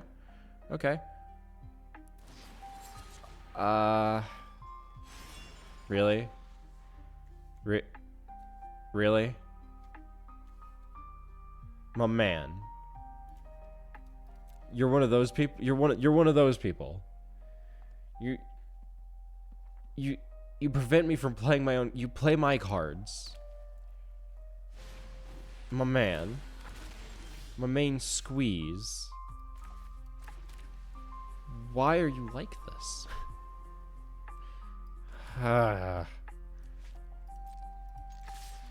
Alright. Here goes nothing. Igneous Cur can get bigger. I'm hoping they block with something so I can Abrade or just pump into Igneous Cur. There's no way they're gonna let that happen. They're gonna go Gold Hound because it's 2 damage, or they're just gonna take the 4 because honestly that's in their best interest. Yeah. And yes, I will just pump up my Igneous Cur to make them take a little bit more. That's my best move, especially since Decadent Dragon can just play my own cards. Oh, why? Come on. That's whenever it enters, yeah. Whenever they enter, I take an absurd amount of damage. If I do Bolt Hound, they become 3/3s. It's just not worth it. It's just not worth it. Especially since it's 3, I'll be down a mana. I need 1 more mana. I need another mana. Best I could do is try and get him with this again. Gods, this is bad. I mean, I'm hurting them, but I'm taking 9 next turn, not including whatever they play, which is just going to kill me whenever it enters. Because that's 9 damage from these 2. They just need to play something that has 7 or more power, and I'm instantly dead, regardless of whether or not I can attack. Now, whether or not they can is depending on what they draw, but they absolutely have the mana for something like that. Not a doubt. Not a doubt in my mind. And even if even if they don't, I'm not going to be able to output enough damage for it to be able to kill them.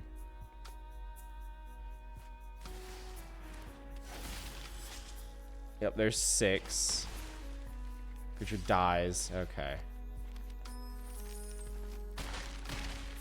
I'm going to just give him a yeehaw and leave. Yeah, I'm not sticking around for that. No, you're not fun. That's like, really? Really? Really? Really? Keep me from playing cards because you steal them. Then you move into something that combos with everything. And then you choose another card that is a black staple, a black vampire staple specifically. So you have a rare, a mythic, and a mythic. And then you think that you could just cast my own card and kill. No, I'm not. No, not cool. Not cool. These are something. Selfless Savior, Alpine. If I get a red, I can Bolt Hound. What I really need is I need to draw the pack leader. That's gonna be what I need to get. Is that just Nissa? No, actually, that's not Nissa. Okay. You're Nissa. I know you are. Do I stick around for Elf Tribal? Do I stick around for Elf Tribal? I don't know if I do. I'll be honest. I'll be honest. I don't know if I want to stick around for Elf Tribal. It's just, this is the third time. Second or third. Like, I don't. I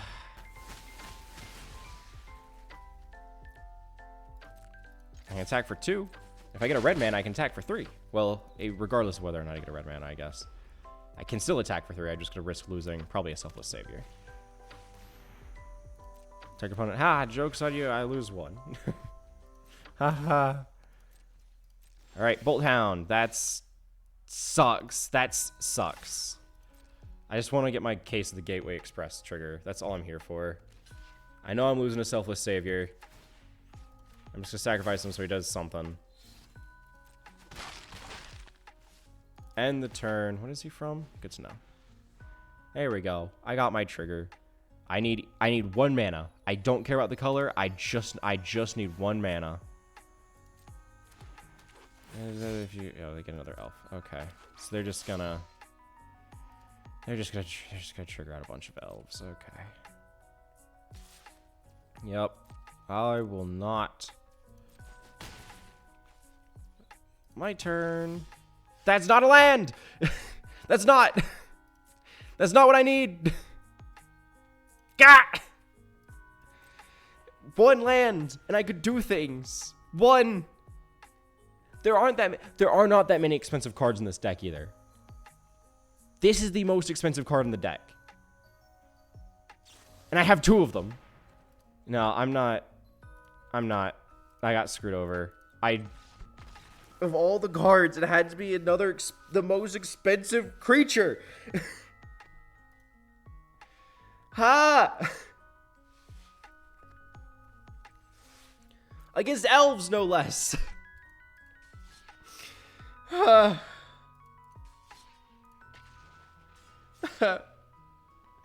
don't deserve this.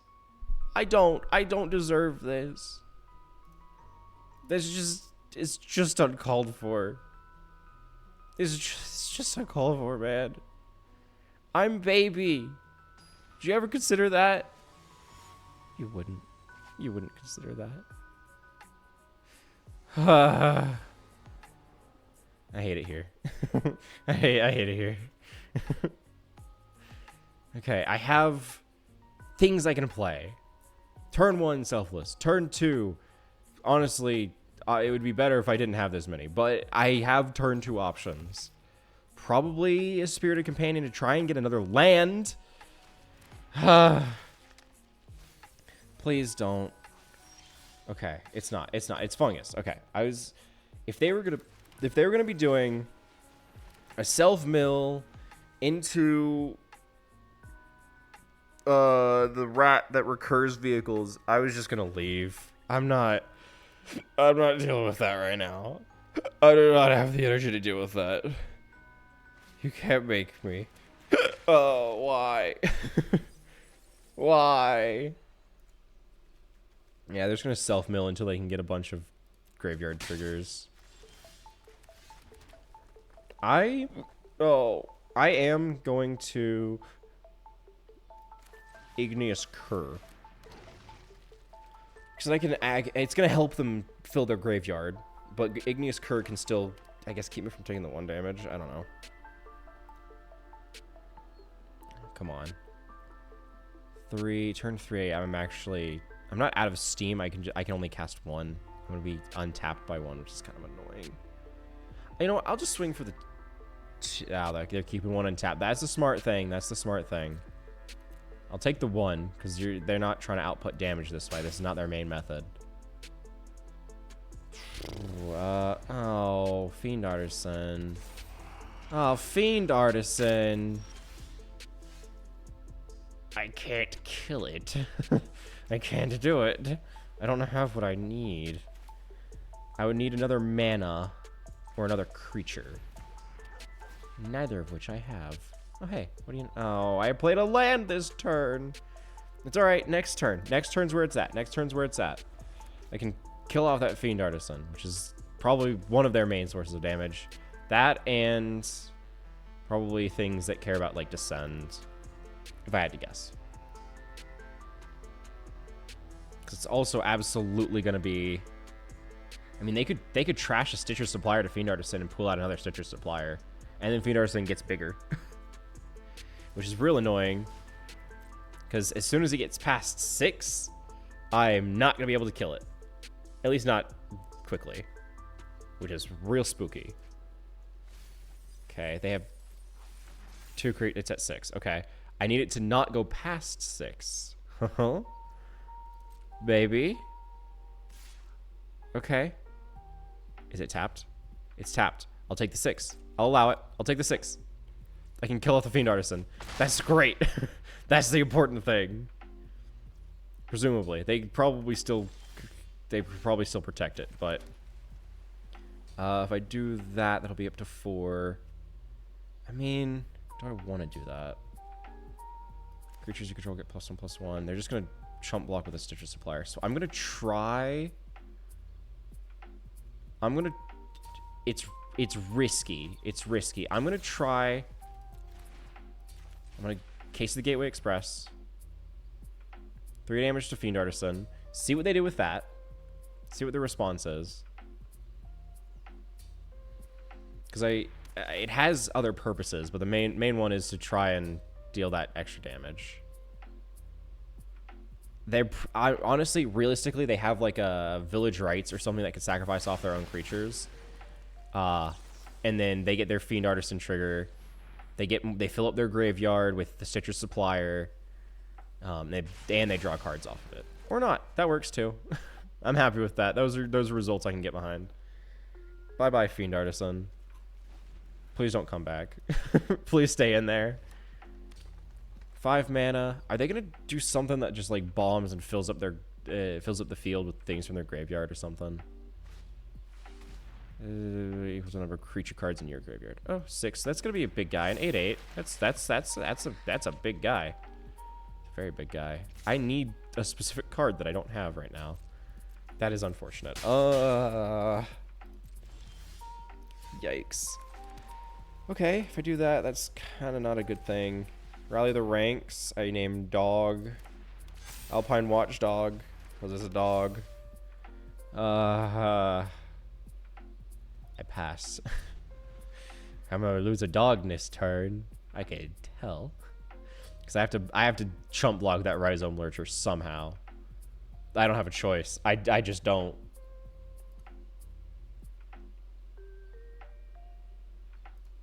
What else do they have in their graveyard? Rutstein. I'm not too worried about Rutstein. Attack with all of them? No, they're keeping the Stitcher Supplier for blockers. That's a smart thing. Spirited Companion, I guess. That's all I can really throw in front of him. I mean, I can throw other things, but like that's all I want to throw in front of them. Okay, if I can get 1, 2, 3, 4. If I can get another Selfless Savior, I can do a couple things. They're gonna get a lot of Stitcher Supplier triggers, but I can get some things to attack. Okay. Well, that's bad. There's no two ways around that. That's just bad. I think I'm kind of porked. If that wasn't obvious, I'm pretty porked. Joke's on you, though. Your creatures can't turn face up on my turn. Got him. You know, the mechanic that everybody uses all the time. Not gonna work here. Poser. Yeah, that just happened. Suck it. Alright, well, I attack with my 3 creatures. So I can do a couple... Oh, there it goes. Well, it was nice while it lasted. I'll attack with these 3 to transform my Gateway Express. They could block all of it and take no damage. And I'm in a position to take lethal next turn. So you know what? Oh, it doesn't matter. Joke's on you. Suck on that. All lands. 1, 2, hey. That's not a creature. Was that a creature? It was. That's unfortunate. If the fewer creatures they have put in the graveyard, the better off I am. In fact, it would be even better if they just milled themselves out, but I don't think that's going to happen. If they could kill one of them, I'm probably going to die. If they could kill one of my dogs, I don't have a chance. The chance gone. There's no hope for me. I don't have anything that could deal the amount of damage it needs to fast enough before they can fill up their graveyard and just decimate me. If they kill off both of my creatures, I'm especially done for. Like, there's even less of a chance. I could block this guy. I take 8. I take 8 damage. Yep. Screw it. I'd rather lose a Selfless Savior than a Gold Hound. That's what he's here for, right? That's what the Selfless Savior is here for. Why is my microphone suddenly picking up at 40? It didn't do this normally. Oh, hey, what do you know? That's not quite what I need, but it's here. I named dog. Cool.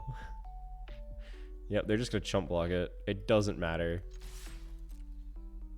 I'm taking lethal next turn anyway. Go all in, baby. Yeah, I was gonna be like, oh, I could get an extra 2 damage in. Doesn't matter. Cool. Give him a yeehaw. I'm out of here. Bye. So, to answer the question, can we win with only silly animals? The answer? No, not really. not when stacked up against people that run cheap decks or combos or are just doing the meta. The answer is no. I got 10. I was aiming for 15. I got 10. I could take. That's over 50%. That's what? What is in percent? That is 2/3, right? It's the 66. That's passing. That is a passing grade. So you know what? Yeah, we can win, and we just did 66% of the time, baby. That's a passing grade. That's what we're here for. Oh, that was awful. But it doesn't stop me, because I am still very excited. I'm still very excited for Bloomburrow. And hopefully, with the release of Bloomburrow, there will be more support for rats, squirrels, rabbits, which I'm also incredibly excited for, because it's long story short, I have a whole thing about trying to have a single deck of every color pair, and then like one that revolves around, maybe like one that revolves around enchantments, one that revolves around artifacts, and one that revolves around lands. or it's more so just the 2 colors and then lands. Regardless, I've been trying to put together a bunch of 2-color decks that I like, that are like for me and like fit me and like things that I enjoy doing. And I did. I have a few. That and then monocolors as well. Right. So I have like, I have, what do I have? Selesnya Auras. I have Orzhov Warriors, which I don't own it, but I want to put it together. Is it Phoenix? Because obviously it's just meta. I have Mono Black Rats. I want to put together Mono Green Stompy. There's what else? Red Black. So like Rakdos Artifact Sacrifice, which I made a while ago. I'm very happy with it actually. What else? Simic Merfolk. And then I want to own, there are a bunch I want to own. But one of the things I want to own is the Boros Dogs. And why am I blanking on what it's called? Why am I blanking? It's an Azorius Millennium Calendar. That's what it's called. Like there are a bunch of things like that. I'm more than willing to trash my silly little Selesnya Auras deck so that I can specifically have a Selesnya Rabbits deck. It's so silly. It's silly, but like I think that would just be really fun. But I digress. I'm getting ahead of myself.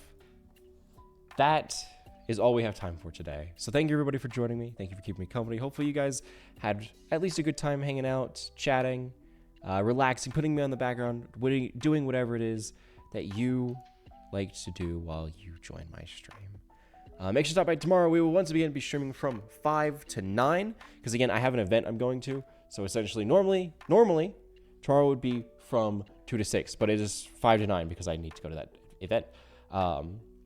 And we will probably be playing, we'll be either playing Minecraft or Valorant, depending on what, if the server is up, then that's what we'll be playing.